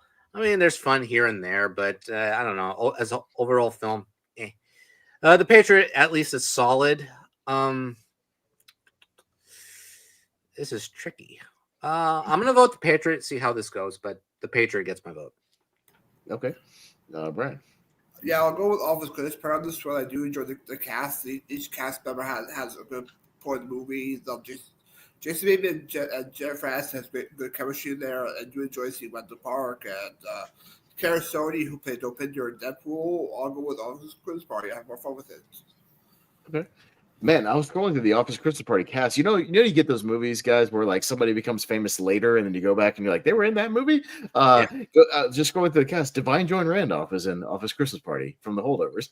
So that's interesting. If you go and wins an Oscar 4 years later. Christmas movie. Yeah, no. I forgot Office Christmas Party 2016. That was longer ago than I thought. I thought it was more recent. I thought it was more recent than that too. I forgot it was that long ago. I'll go with Office Christmas Party. I remember it. I've only seen it once, but I remember it being enjoyable. I haven't seen The Patriot in ages. I need to rewatch that. So it's been just forever. I just don't remember much about it. JPO. Not too far apart. Like Office Christmas Party, it's a fine enough movie here. Great cast there. I mean, literally throw a needle and be like, oh shit, Randall Park's in this. Oh shit, came again. Like everybody. What's my girl Jillian Bell's got a really funny part, but I do like her in that. I find it an easy watch. I've even done it a couple times. I could even see myself doing it again this season just for fun. But I think Patriot it hits harder in its respective genre. So I'm going to go to Patriot here. Ooh. Yeah, that sounds good. We'll see what happens, Maria. The Patriot, lighthearted burning to death of people in a church. It's you could say it's fun for the whole family. That's why I did laugh when I laughed when Brian was like, "I had more fun with the Office Christmas Party." Of course, there was no. Of course, you had more fun. Kids, grown up, everybody. Yeah. I'll go with Office Christmas Party. Thank you. All right. Okay. All right. Sounds good. That one is actually the more lighthearted one. Yes. True. I would say. Yes. All right. Going to Babes in Toyland, the Keanu Reeves version from '86, if anybody remembers this. And again, kind of a Christmas special, but you guys take it how you will. I didn't mess with the list too much. It is what it is when Jordan sent them of the animated Grinch from the '60s. Yeah. So I don't remember how long it is. I got to look it up. But yeah, if you vote for any logic, I understand. But yeah, let me look it up and see how actually long it is. Like 18 minutes. It's the same thing, 26 minutes. So you vote whatever logic you want. If we maybe see if there's something that'll beat it in the next round by default, we'll see. But Brian, go ahead. Yeah, the only bit I saw I've seen was the one with Frankie Avalon and Edwin, also from Disney. But yeah, I'll go with the Grinch on this one. I watch it every year. Okay. Yeah, it's interesting. I have not seen yeah, this 86 Babes in Toyland. Yeah, again, weird cast. Drew Barrymore, Keanu Reeves, Pat Morita, post like Karate Kid. Yeah, Mr. Miyagi's at it. Yeah, so I mean, I don't know. It looks kind of bonkers. Maybe I'd watch it. It looks kind of bad bonkers. So you'll hear my take in a moment. Yeah, I'll vote for it just for now. I don't really care either way. JPO. Yeah, these shorts are getting lucky by facing things I don't really want to vote for. So I'll go Grinch. Yeah. Okay, maybe we'll get lucky in there. I forget what's in the next bracket, but maybe it'll be something, where they've beaten it anyways. Maria? I'll go with the Grinch too. It doesn't look like the one we watched. It looks more new, but I mean, we watch one every year. It's just an updated poster. It's the old. Oh, okay, yeah, that's the one I like. Okay, yeah. Mm-hmm. Yeah, gotcha. Jonathan, I'm gonna guarantee you, Austin, you're gonna hate this version of Babes in Toyland. It's an annoying. But I mean, like, I might like it in a horrible bad movie. I like bad movies though. I love. But it's an annoying musical. It's a musical. Oh boy, I know. Yeah. I kind of want to see it now. It looks batshit crazy. I kind of want to see it. It's basically a boring, stunning, angry, annoying version of Chitty Chitty Bang Bang. That's what it is. It's just, it was insufferable. And I watched this for the first time this week because of Drew Barrymore and Keanu Reeves and Pat Morita, and just nothing worked for me. And except for probably the villain. The villain was actually fun. But the Grinch, this short, it's a classic for some reason. And that's, for me, still the best Grinch adaptation by far. So that the Grinch short gets my vote. Okay, sounds good. All right, so the Grinch short wins for now. Let's see if there's a full-length movie that can beat it. We got Silent Night, the 2021 thriller. Again, I have to decide which one. Oh, okay, there you go. And The Nightmare Before Christmas. Okay. So one of these will probably beat the Grinch. That's fine. All right, so we'll see what happens here. Me first. I saw that Silent Night movie because I was kind of still in roughly COVID era. So like there was stuff coming out on streaming. So like I was kind of watching whatever was available. It's this bizarre sort of apocalyptic thing where they're like contemplating whether or not this is a spoiler, contemplating whether or not to like commit suicide that night. It's like a very dark and weird in its themes. But it's well acted. It's the kid from Jojo Rabbit. I forget his name, but the kid from that movie. It's a solid little thriller that'll stick with you, like I think at least. The Night Before Christmas, I used to not like it. I've kind of grown over. I've grown into it over the years. I appreciate the art, and I appreciate it more and more every time I see it. So I'll go Night Before Christmas, but Silent Night I do recommend, but you got to be in the right mood to watch it because it's a little depressing. Mm-hmm. JPO. Oh yeah, I've always kind of wondered what that was about. Yeah, I've seen the poster before with that. Yes, it was a JoJo kid. But unfortunately, I haven't seen it yet, so I got to go.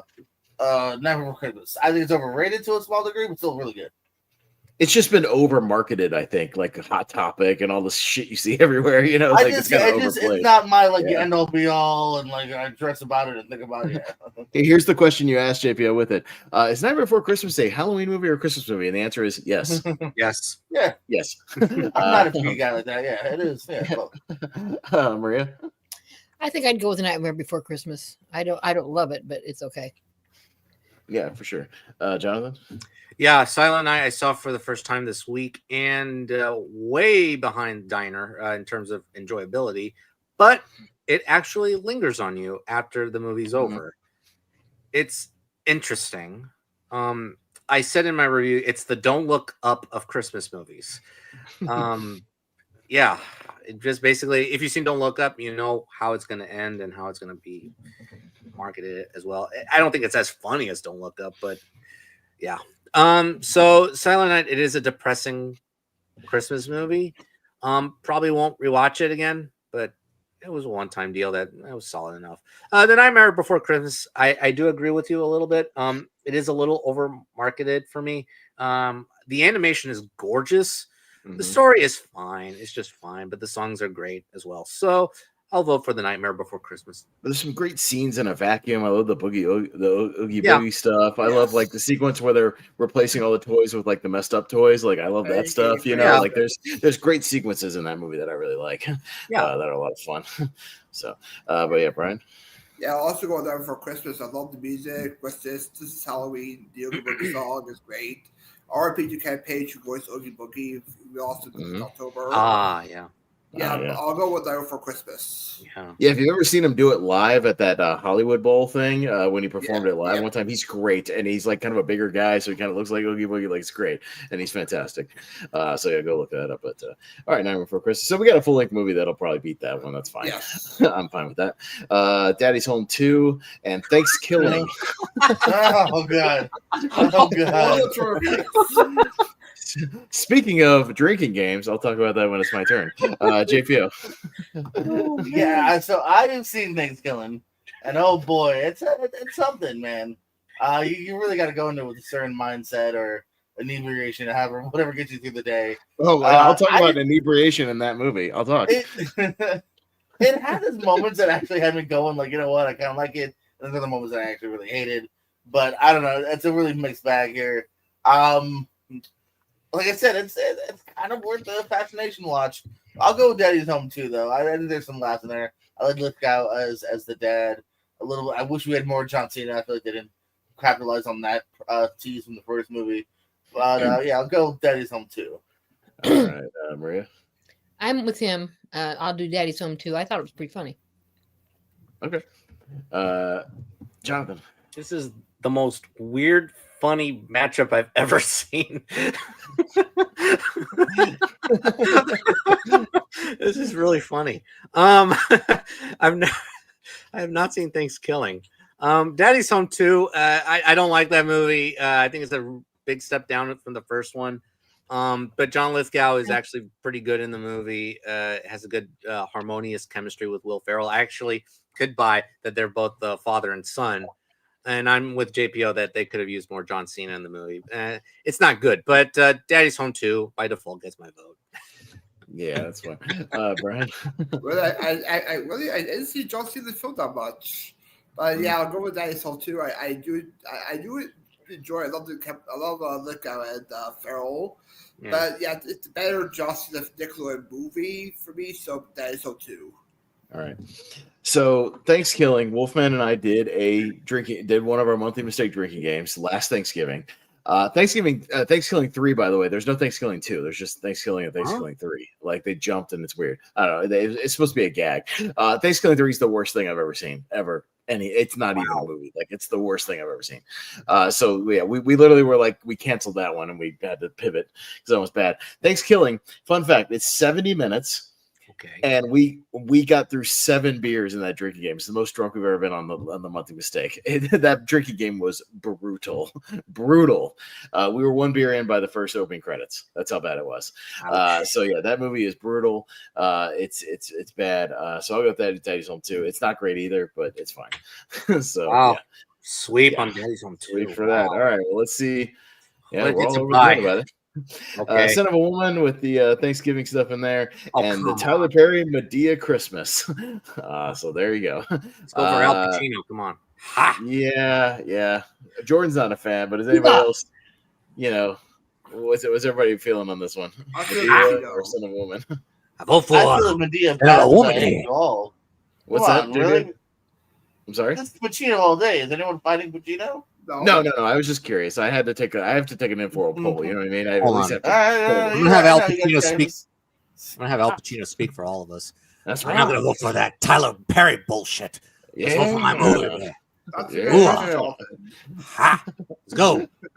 All right. All right. Going to a movie I had never heard of until this thing. It's a 1991 family movie called All I Want for Christmas. I've never seen it. I have seen it. And another class, The Quiet Man with John Wayne and Maria O'Hara. So perfect. So, Maria, you're up first. Tell us about The Quiet Man. Tell me. I don't know what it is either. Yeah, tell me. It's set in Ireland. John Wayne's a boxer. He kills an opponent here in the United States, and he runs to Ireland to get over it and not be around people anymore. He doesn't want to fight ever again. You know, he accidentally kills this guy. Maureen O'Hara is she has a brother who's kind of a brash. He's the antagonist in the thing. John Wayne takes a shine to her. She has a shine back, but she's not supposed to because of her brother. Her brother hates him, and he's tried to goad him into fighting, and he won't do it. So by the time the end of the movie, it's just great. It's the beautifulness of Ireland, and John Wayne and Maureen O'Hara together are just perfect. They end up getting together. They end up getting married. and then there's at the end there's a confrontation between the brother and him, and it's 1930s type movie, so it ends up well. But it's a beautiful movie. It's a classic. I cannot say good about it. I would watch that anytime it comes on. It's really worth the effort. I mean, John Wayne is perfect. He tortured boxer, and then there's a priest that knows what's going on, trying to help him.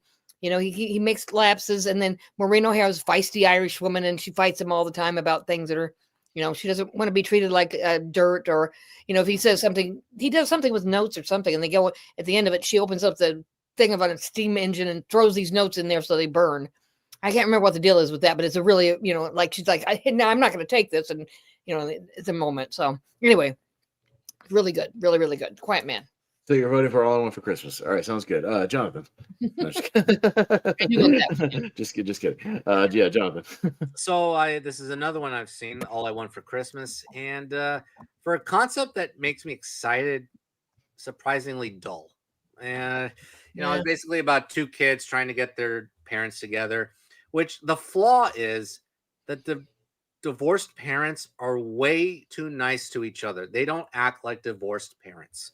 They act like two individuals that just get along with each other. And I don't know, that story just does not execute very well. Hey, from the director of Fire in the Sky and D3 The Mighty Ducks. Yeah. You're wrong. Yeah.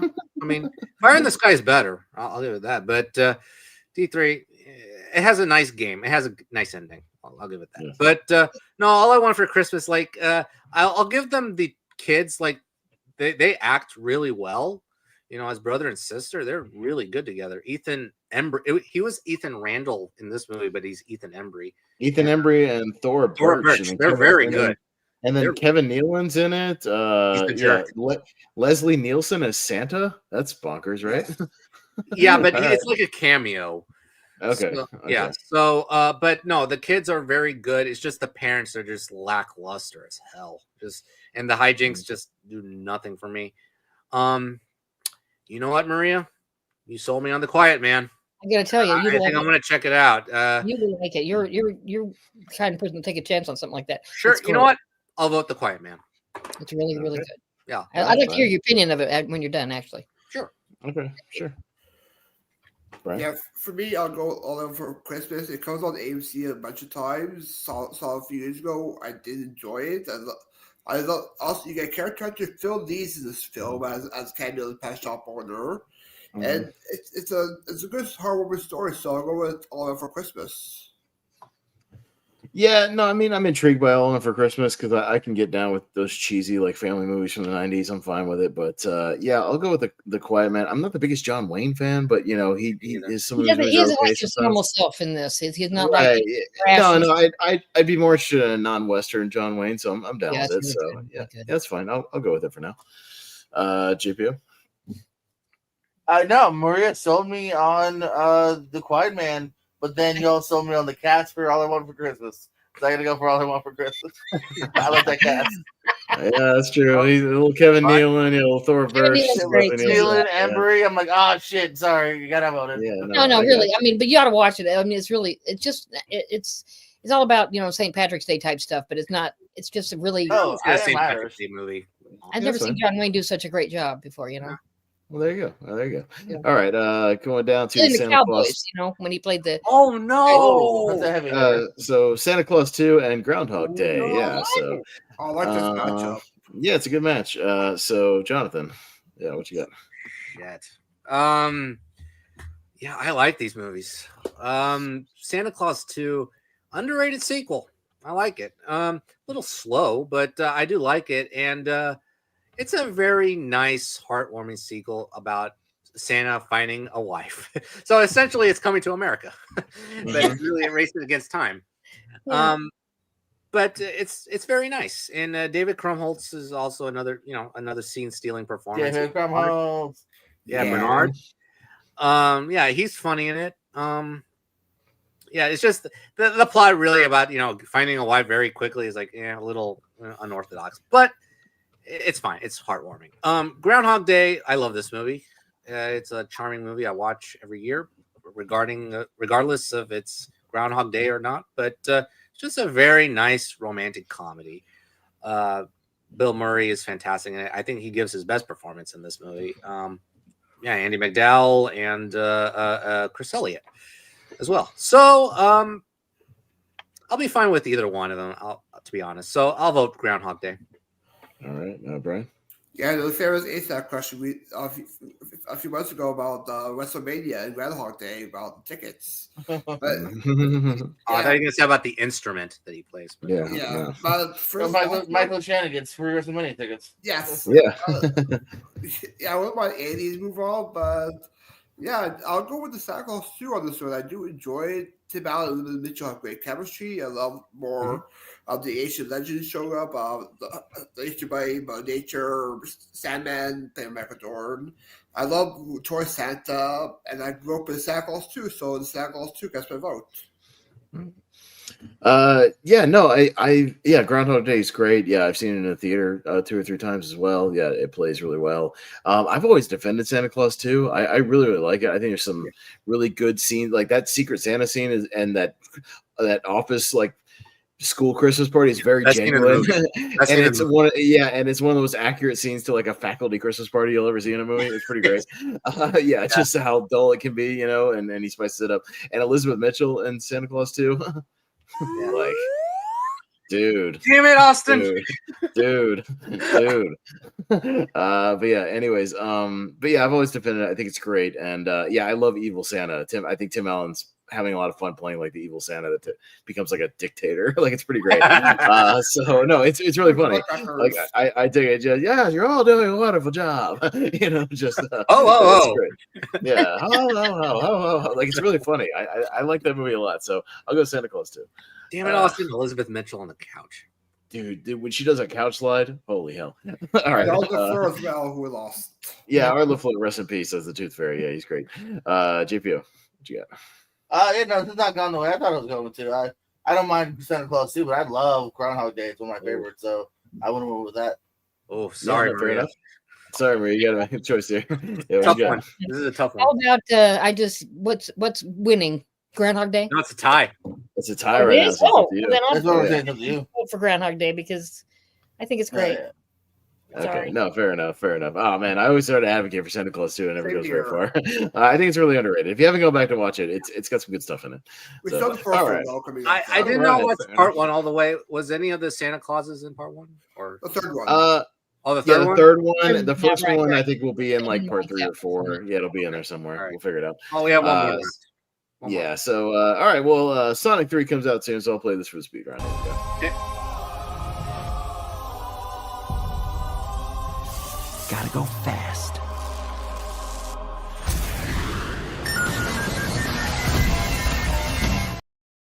All right, so scroll it out here, and keep in mind. So all the winners of these matchups will be in the Sweet 16, and they will move on to our final bracket. That'll again be in a couple of weeks. It'll actually be on the 27th, a little after Christmas, but we'll kind of wrap up Christmas with that. Pardon me as I write them down as we go too. So y'all give me just a second as we go to do that, because I'm kind of multitasking, taking votes and writing notes down, doing everything. So y'all give me a second, but bear with me at least through this round. Brian, Christmas Chronicles and the Ref. The Christmas Chronicles. All right, I'll go the Ref. JPO. Yeah. Ref. All right, Maria. The Ref. Ooh, thank you. And Jonathan. The Ref. Okay, so let me write down the Ref and add it to my master list of championship things. So sorry, Kurt. All right. I got the Charlie Brown Thanksgiving and Planes Trains. So Planes Trains wins. All right. Sounds good. Right? Yes? Okay. Yeah. Yes. Yeah. Planes Trains. Let me write that down. John Candy. And rest in peace. Oh, yes. All right. Planes Trains Automobiles. Figure that one go through because, again, it's the full length movie. It's great. So there you go. All right. Noel and Christmas in Connecticut. I'll go Christmas in Connecticut. I've been meaning to watch it. JPO? I'll go Noel. Maria? I'll give that bitch Barbara Stanwyck a vote for change because I feel bad about Jonathan Carroll saying bitch. Sexy. Whatever. I'll vote for her. Okay. Jonathan? Yeah, let's get an old-fashioned Christmas movie through. Christmas in Connecticut. Sure. And Brian? I would have gone Noel. Okay, Christmas in Connecticut. Yeah, we'll get a classic in there. Maybe I'll have some motivation to watch a couple of these this year since they'll be in the championship. So we'll see. All right, moving on to that final bracket. Home Alone 2 and the Polar Express is up next. JPO, Home Alone 2 and the Polar Express. Home Alone 2. 1, 2, Maria. Home Alone 2. 1, 2, Jonathan. Howdy do. This is Peter McAllister. The Father. Home Alone 2. Okay, Brian. And then there's the cheese pizza. Home Alone 2. Yeah. All right. I already have some tip left over. No tip? Okay. All right. No. Wait. All right. I lost fire that. Yes. The father. Which, by the way, she never gets like any other details or any name, like like what the I whatever. Anyways, I have qualms with that scene, but regardless.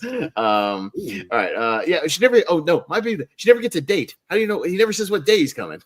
Anyways, Exactly. Well, that's true. Yep. Yeah, whatever. Anyways, Love Actually and Fred Claus, Maria. Love Actually. Love Actually, Jonathan. I feel it in my fingers. I feel it in my toes that Love Actually gets my vote. Love Actually. Okay. Brian? What is that, Mr. B? Love Actually. Yeah, I was going to say a little Rowan Atkinson. Let's go with Love Actually. JPO? Oh, yeah. Love Actually.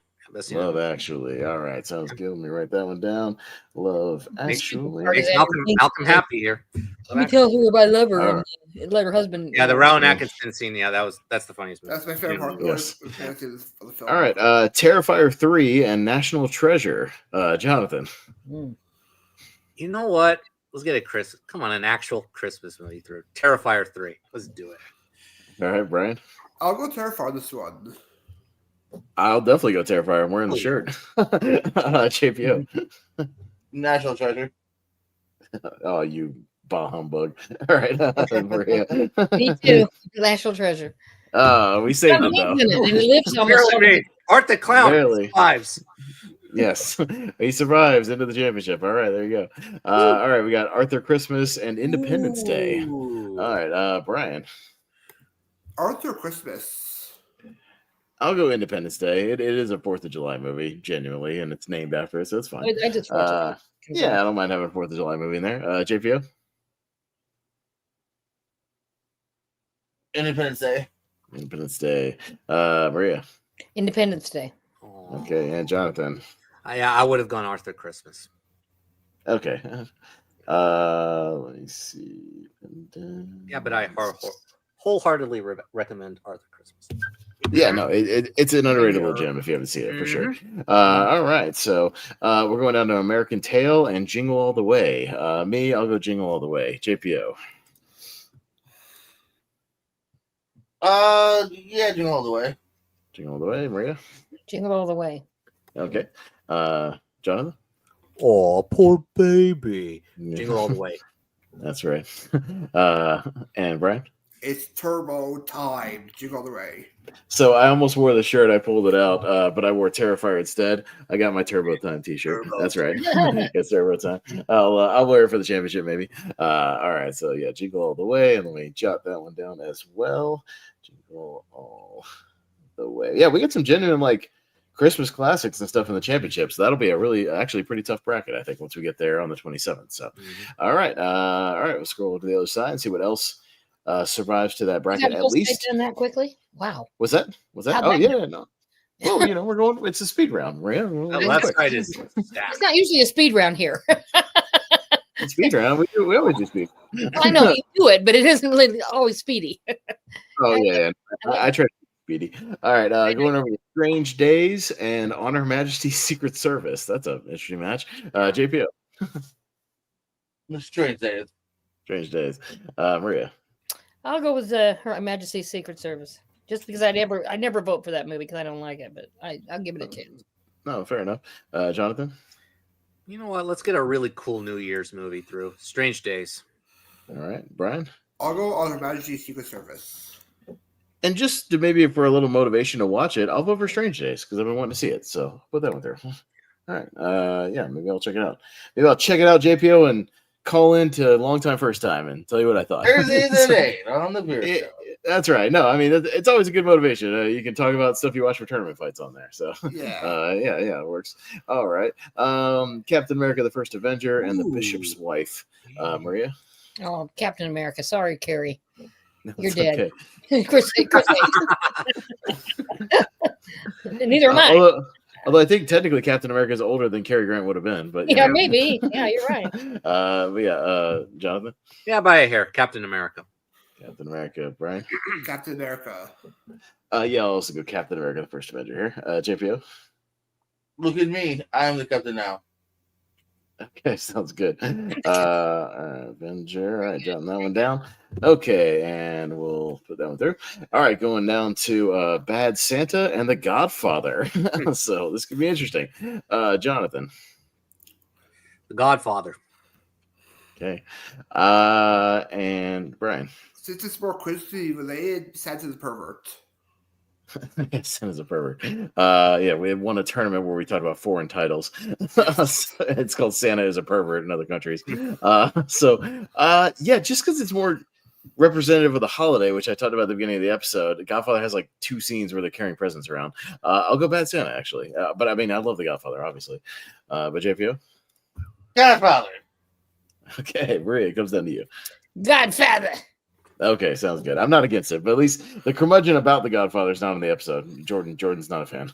So, oh wait, did part 2 make it last video? Part 2 made it to the championship. I believe it'll be in there. Also, sorry, Jordan. Yeah. Godfather Part 2 is also in the championship. It made it at least to the Sweet 16. All right, so we'll see that. All right, got the Benedict Cumberbatch, Grinch, and Krampus. Brian. Krampus. Yeah, Krampus is fun. I'll go with Krampus. JPO. Yeah, live action Krampus. I'll go that. Yeah. Maria. I'll go with Benedict. I hate to do that, but I love Benedict Cumberbatch. No, that's fine. Jonathan. Yeah, I had a better time rewatching it, so I'm gonna go Krampus. Yeah, all right. Yeah, they've got the naughty cut out there, the R-rated cut. That's the cut I watched. Yeah, there you go. All right, Krampus moves on. All right, and we are going down to the Henry Winkler Christmas Carol and Office Christmas Party. And Office Christmas Party. I'll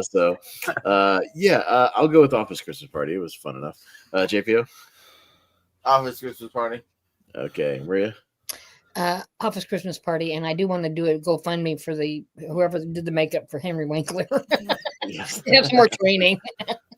I'll have to like look that up real quick and see while we're doing this. Maybe see who the makeup guy was. But Jonathan. Yeah, I don't think he was covered in bees, but Office Christmas Party gets me. Okay, and Brian. Sorry, Brian. Office Christmas Party.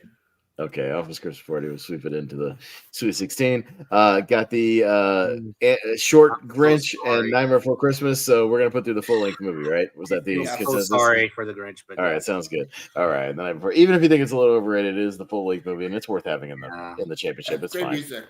Yeah, I mean it's a one people watch a lot, so I'm fine with that. All right, Nightmare Before Christmas. All right, we go down to Daddy's Home 2 and Son of a Woman. All right, JPI. Daddy's Home 2. Okay, Maria. Daddy's Home 2. Okay, Jonathan. What the fuck are we doing here? Son of a woman. Good one. Fuck that Mel Gibson, John Lithgow. What is that bullshit? Son of a woman. All right, Brian. Yeah, I love Jonathan's impression of Pacino. Daddy's Home 2. Oh, fuck you. Jeez. Oh, come on. That Thanksgiving scene is great. He's like, you got to go down on your wife. Yeah. Oh, yeah. No, I would have gone Son of a Woman, but Daddy's Home 2 is in the championship. Okay. Oh, fuck. My movie's in part of the championship. Okay. What's the matter? God damn it. Damn it. Now I gotta drinking my Jack Daniels whiskey. Bye. Got the Quiet Man and Groundhog Day. Maria. Quiet Man. It's good. Jonathan. Yeah, I got to be fair to myself. I've only seen Groundhog Day, so Groundhog Day. Yeah, Brian. Yeah, when he's at Steven Tobolsky, Groundhog Day. Yeah, no, I mean I gotta go with a movie, Maria, that I've seen and I really like. So and it's cool to have a unique holiday in the other holidays with the Groundhog Day. How many Groundhog Day movies are there? One. You know what I mean? Because it did it. So, That'd be it. you know, it is what it is. That counts. Yeah, JPO. Groundhog Day for me. All right, sounds good. So Groundhog Day will be our final one of the Sweet 16 out of this bracket. All right. On my watch list. All right, man. Grab that down. All right. So now we have our Sweet 16. We have the ones that will survive until that final bracket. Now it's just trying to see which one actually makes is the winner of this bracket. So we'll see which becomes a tournament fight winner or a multi-time winner. We'll see. Starting with the ref and planes, trains, and automobiles back at the top. Jonathan. Let's go with old Del Griffith. Planes, trains, and automobiles. That's right. Brian. Let's go with best side. Planes, trains, automobiles. I'll also go planes, trains, and automobiles. JPO. It's going to be a fun double feature, but I'm going planes, trains. Okay. And Maria. I got to go with the ref. I think it's hysterical. No, fair enough. It's a good comedy matchup, but planes, trains, a little Thanksgiving flavor in there. Going to Christmas in Connecticut and Home Alone 2. So 2 movies with states in the title. All right. Lost in New York and Christmas in Connecticut. They're probably both part of our geography tournament that we did geography week. Yeah, well, they might have been. We did that with ones with states in the title. Brian? Merry Christmas, You Filthy Animal, and Happy New Year. Home Alone 2, Lost in New York. All right, I'll go Home Alone 2. JPO? Yeah, Home Alone 2. Okay, Maria? Home Alone 2. All right, and Jonathan? Turtle Doves. Home Alone 2. All right. Going down to Love Actually and Terrifier 3. All right, this is a both. Yep. Only on tournament fights. And fun for the whole family. Oh yeah, this is a good match. I like it. All right, it's on me first. I'm not wearing a Love Actually t-shirt. Terrifier 3. So, JPO. Love Actually. Okay, I don't think it's gonna make it. But we'll see. Maria. Love Actually. I know where this is going. Jonathan. Sorry, Austin. I gotta go Love Actually. You sons of bitches.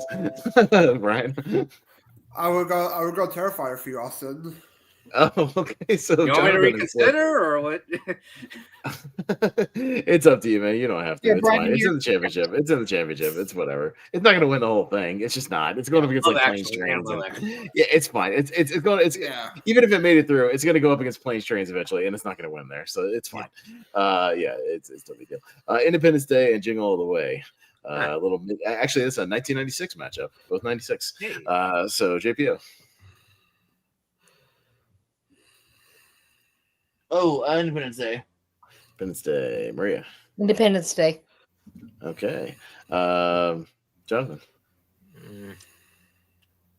Yeah, Independence Day. Okay. Brian. Ladies has Big Show in it. Jingle All the Way. Yeah, I might have gone Jingle All the Way, but they're about even for me. But yeah, Independence Day will go through. That's fine.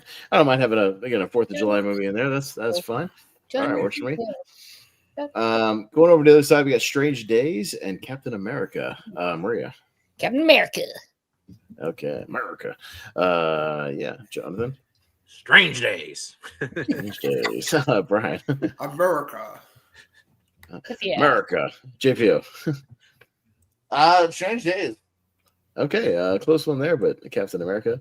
Moving on, got The Godfather and Krampus. Jonathan, this is yet another. Jonathan Kettle. It's me. That's right. Yeah, Jonathan.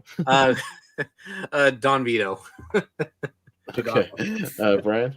I like the little song and dances in Maria's there. I'll go Krampus. Well, I'm trying to be Again, with this one, I'm kind of going with the one that represents the holiday more, so I'm going Krampus here. It's nothing against The Godfather. It's in my top 20, you know what I mean? But I'm going to go with the holiday movie a little bit more. JPO? But y'all can vote whoever you want. That's just me. Godfather. All right, and Maria? Godfather. Okay, no, fair enough. I'm not against it. I love The Godfather. Going to Office Christmas Party and Nightmare Before Christmas. Brian? Nightmare Before Christmas. I'll go Nightmare Before Christmas. JPO? Office Christmas Party. Okay. Maria? Office Christmas Party. Ooh. All right. And Jonathan. Barely Nightmare Before Christmas. Okay, Nightmare Before Christmas. Moving on. We got Daddy's Home 2 still hanging in there, and Groundhog Day. So, come on, Groundhog Day. Come on, guys. What are we doing? JPO. Groundhog Day. Groundhog Day, Maria.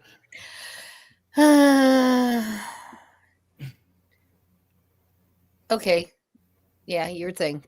Was it Groundhog Day? Groundhog Day, yeah. Yeah. Okay. I was gonna say, why is this taking so long? Like the picture. It's hard Okay. to get that little. I gotcha. Yeah, Jonathan. It's Groundhog Day. Yeah. Brian. I got you, babe. Groundhog Day. That's right. All right, Groundhog Day. All right, moving down to the final four here. Let's see what gets ever so closer to that championship. We got Planes, Trains, and Automobiles and Home Alone 2. John Hughes matchup. Yeah, John Hughes matchup, and John Candy was in the first Home Alone, but not the second one. So kind of a nice connection there. Yeah, JPO. Home Alone 2 and Planes, Trains. Planes, Trains. All right. Yep. Maria? Planes, Trains, I guess. All right. Jonathan? I think Home Alone 2 has one. So Planes, Trains, and Automobiles. Okay. Brian? Yeah, I wouldn't want to move on, but it was a bit 64 Home Alone 2. I don't think I'll slightly go Planes, Trains, but I wouldn't mind it either one going through. But I'll go Planes, Trains here. But I like both of them a lot. So yeah, it's a tough match. Love Actually and Independence Day. So yeah, strange matchup, but yeah. Maria. Love Actually. Love Actually. Jonathan. Love Actually. Love Brian. Actually. I'll go Independence Day, JPO.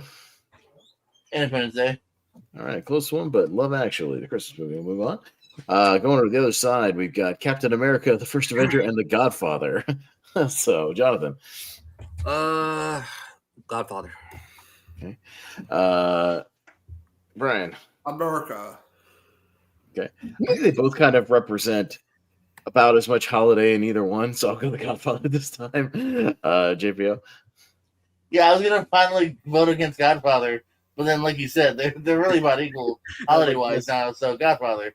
Yeah, because I think it's about just as much 4th of July in like one sequence as the rest of the movie. Yeah, so I don't know. But yeah, Maria. I will go with The Godfather. All right, sounds good. So Godfather into the 4. Godfather. All right, Godfather. Nightmare Before Christmas and Groundhog Day. Brian. Yeah, we don't really see Groundhog Day a lot here, so Groundhog Day. I'm gonna go with that too, and it's literally named after the holiday that we don't, in a unique holiday tournament. I like it, so I'll go Groundhog Day. JPO. Groundhog Day. Groundhog Day. Maria. Groundhog Day. Groundhog Day, and Jonathan. Sweep. All right, sweep it. All right, sweep it in. Final 4. All right, so we've got a Thanksgiving movie, a Christmas movie, a Christmas adjacent pseudo kind of Christmas movie, and we've got a very unique holiday, a Groundhog Day movie. Yeah. So yeah, I kind of like the mix here with the final 4. Me first for Planes, Trains, and Love Actually. I'll go Planes, Trains. JPO. Yeah, Planes, Trains. Planes, Trains. Maria. Love Actually. Love Actually. Jonathan. You can start by wiping that fucking dumbass smile on your rosy fucking cheeks. Planes, Trains, Automobiles. That's right. Brian. Planes have vacated. Planes, Trains, Automobiles. All right, Planes, Trains into the finals. On the other side, we got The Godfather and Groundhog Day. So JPO, back down to you. Groundhog Day. Groundhog Day. All right. Yeah, Maria. What's the other one? Is it still Love Godfather and Groundhog Day on the right side. Oh, okay, I'm sorry. On the right side. Groundhog Day, sure. Groundhog Day. Jonathan. Don Vito, you could start by wiping. No, I'm not going to do that to Vito. Groundhog Day because of the holiday. So Groundhog Day. Yeah. Brian. Groundhog Day. Yeah, I'm going my holiday logic as well into this one. Let's go Groundhog Day. This is interesting. All right, yeah, this is interesting. So we got a holiday tournament and 2 holiday movies, but not Christmas movies. So I like it, and just to get a little flavor. Humbug. 4-part. Well, it's a 4-part tournament. It's a holiday movies. They are. So we got 2 unique ones. We got Thanksgiving versus Groundhog's Day, and let's see what happens here. Planes, Trains, and Automobiles versus Groundhog Day. Maria kicks off. What you got? Groundhog Day. All right, Jonathan. You want to hurt me? Go ahead. If that makes you feel better, I'm an easy target. Planes, Trains, and Automobiles because of that monologue there. Yeah, it was sad. And Brian. Those 2 are still matches: Steve Martin and Bill Murray. I'll go in the moment for uniqueness. Groundhog Day. Those aren't pillows. Planes, Trains. All right, JPO, down to you. Please. This is a worthy final. My God. Yeah. Groundhog Day. Oh. Groundhog Day takes it. Planes, Trains came very, very close, but Bill Murray takes it with Groundhog Day. Literally the only movie that I can think of that's ever been made about Groundhog Day, but about a holiday. So there you go, and it wins. So congratulations. I'm pretty sure this is a first-time win for Groundhog Day. I'd have to double-check my list, but I am like 99% sure it is. I'm sure Brian will probably back me up on that. I don't remember ever winning guitar fights. Yeah, not even like a Bill Murray tournament or anything like that. So, So I'm pretty sure, it's a first timer. You know what? Fair enough, because spoiler alert, it is in my 128 Groundhog Day. Well, there you go. Okay. So, all right. Well, Groundhog Day takes it. So congratulations. Yeah, unique holiday taking that win there. And again, part of me is I'm trying to do this and pull something for Groundhog Day. I have to multitask here while we're doing our plugs. But do what you guys got to do. So congrats to Groundhog Day. Thank you guys for participating. Appreciate it. We'll go ahead and start wrapping it up. JPO, where can the Go folks find you? You're a very busy man like me. So what you got going on? Everything. When I'm popping up on this channel from time to time, including Sunday, I'm coming for you, Jonathan. I'm watching you. And but when I'm not doing that though, you got the Periscope. You'll see most of these familiar faces popping up as well from time to time with trivia or countdowns, other shenanigans, and other places as well. Lights Out, I'm the current tag team champion over there. Wrestling with Trivia, I run that wrestling trivia league. We just started some more matches for RBW wrestling here in Fort Myers that'll be uploaded pretty soon. I also just signed a contract with TWA Wrestling. Screw you, see, mates. I also edit wrestling. So I'll be doing that soon as well. And all over the place. Appreciate it. Thanks for having me as always. All right. Thanks for all that, JPO. Yeah, go check him out. He's a busy man, always doing stuff. So definitely subscribe to all his channels. Maria, anything you want to plug? What you got going on? Well, I want to plug this. I was singing Caro. This is wait for the chorus for just 1 second. Oh, copyright.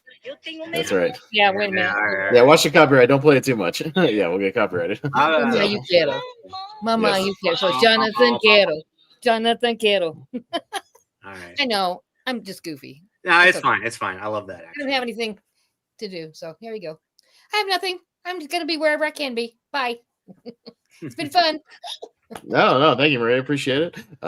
Jonathan, what you got going on? Yeah, I'll accept that as a heartwarming. I'll accept that as a heartwarming Christmas gift from Maria. Yeah, there you go. Right. I'm in Miranda. She had fruit all the time on her head. Yeah. So you can find me on social media platforms on Twitter, Instagram, Letterboxd, Threads, and Blue Sky. It's different variations of Caro. Just trying to watch as many 2024 releases as I can. Me too. I've watched like 8 in the last 5 or 6 days, so I'm trying to catch up. That's trying to 100 for me myself. I'm almost to 100, and then I just try to get at least a few more above that. So I'm getting. And I really need to get to my documentaries. I really need to get to that. And some good ones this year. Yeah, that's what I've heard. And I'll probably watch Juror number 2 soon. Superman just dropped. Christopher just dropped on Max. If you missed that, is a killer. Go back and watch Jim Henson Idea Man if you haven't on Disney Plus. No, that's very good as well. Very good one. Will Harper, I recommend the Will Ferrell documentary. Will Harper, Will Harper, yeah.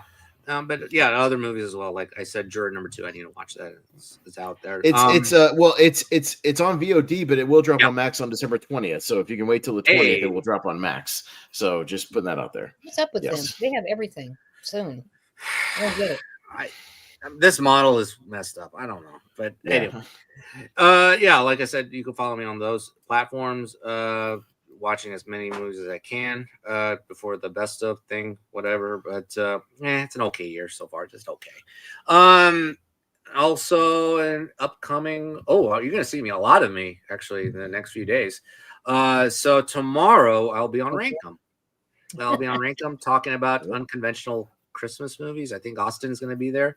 Yeah, or as we like to call them around here, those Christmas adjacent movies. That's what we like to call them. You know what I mean? Or I'll call them the top 11 plus Die Hard. Let's just say that. Come on, right? Come on. And then Sunday, free for all. I'll be there, obviously. Y'all can check out the Austin's and Jordan's video where I am, to be honest. And I believe everybody's going to be there in this screen, I think, competing. So, yeah, I'll be there Sunday. I'll be on part 3 on Tuesday. On the holiday episode. Hopefully it's a better lineup than today. I mean, we had some stinkers today, but thankfully a great movie won. And on Wednesday, I think I'm scheduled for this. I'll be on Wolf's channel. Same here, Jonathan. Same here. Talking about the awards circuit and all. I think the Golden Globe nominations will come out next week.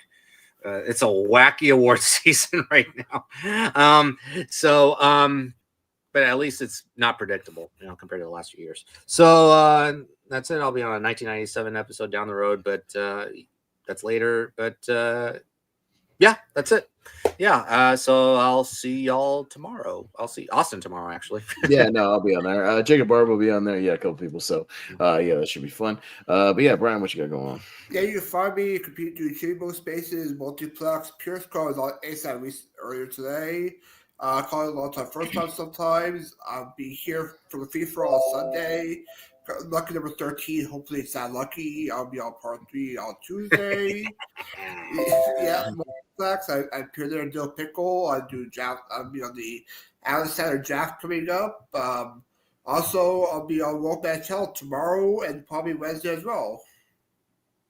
All right. Yeah, sounds good. Yeah, I won't go as in depth as Jordan goes, like 3 months or whatever. I'll just kind of run you down a few of the December happenings that we got going on since we are in the middle of the season. But yeah, other than that, yeah, as Jonathan mentioned, I'll be on Rankum as well, talking about those Christmas adjacent movies. So we'll talk about that. Yeah, obviously the free for all we've been plugging in Sunday night, so make sure you tune in and watch these guys. Everybody throw down. We got some fun people, man. We got Howell Rudnick from Screen Junkies. We got Jeff Snyder, Robert Meyer Burnett, first time on the channel. He's confirmed. We have a lot of fun people confirmed. So, yeah, some big names. So check out the free roll. It's getting bigger and better every year. So we're going to have a lot of fun. Speaking of Die Hard, Jonathan, our Die Hard recast episode will be Monday night. Monday night for Die Hard recast. It'll be myself, Jordan, Steven Shepard, and Wolfman. So we'll have a lot of fun with that. So make sure you tune in for that. Yeah, we'll have the holiday tournaments continuing next week with part 3 and 4. And then we'll be jumping into 1997, our 1997 ladder series. So yeah, we'll see how that goes. Wacky year. It's a wacky year. It's an up and down year. Some really fun stuff, some really wacky stuff. But yeah, it'll be a fun tournament. We had fun kind of filling out the movies for Malcolm because he, filling in some of those gaps. So there's some crazy movies in there. And then we'll be doing a Home Alone recast as well later this month for Christmas too. So you can check that out as well and look for that. But yeah, that's about it. We'll be doing our most anticipated as well. We're putting that thing together. We always do a tournament of the most anticipated movies of 2025. We'll be doing that at the end of the month to kind of get excited for 2025, see what's going on. Malcolm's putting that bracket together as well. So appreciate you guys. Thank you for all for joining me. Yeah, and thanks for having fun with me here on this holiday series. So we'll wrap it up there. And I was able to pull a Groundhog Day trailer, so while we're off to the side, so we're good to go. All right, so for JPO, for Maria, for Jonathan, for Brian, I am Austin Pez Howell, and for Joe, Jordan, and Anderson as well. Enjoy the game. Yeah, this has been Tournament Fights here on the Movie Hero Network, and we will see you next time. It'll be clear across the Rockies and the Great Plains mostly, but look out, here comes trouble. Tomorrow is Groundhog Day, and I'm going out to Punxsutawney for our country's oldest Groundhog Festival. You guys are going to have fun. He comes out, wrinkles up his little nose. He sees his shadow, he doesn't see his shadow. It's nice, people forget. I want you to look in the mirror and see what you look like when you do that little groundhog thing, okay? For me, once.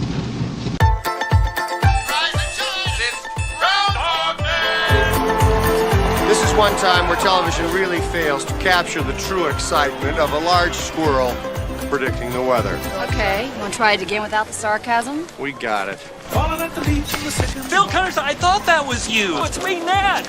Ryerson. I hate this place. I'm not staying here. Will you be checking out today, Mr. Connors? Watch out for that first step. Chance of departure today, 100%. Rise and shine, it's Groundhog Day. What the hell? I'm reliving Groundhog Day over and over. I need help. Phil, don't say you don't remember me because I sure as heck fire remember you. It's me, Ned. Ryerson. What if there were no tomorrow? We could do whatever we wanted. We could do whatever we want. Too early for flapjacks? This ought to be good. First time I saw you, something happened to me. The worst part is that tomorrow you will have forgotten all about this. Maybe I should spend the rest of the day with you. Gee, this sounds like a science project.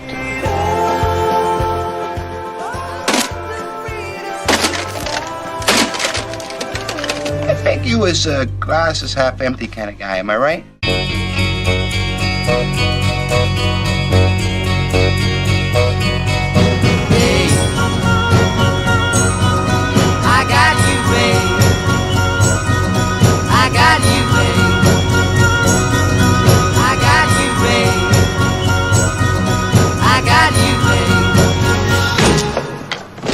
I got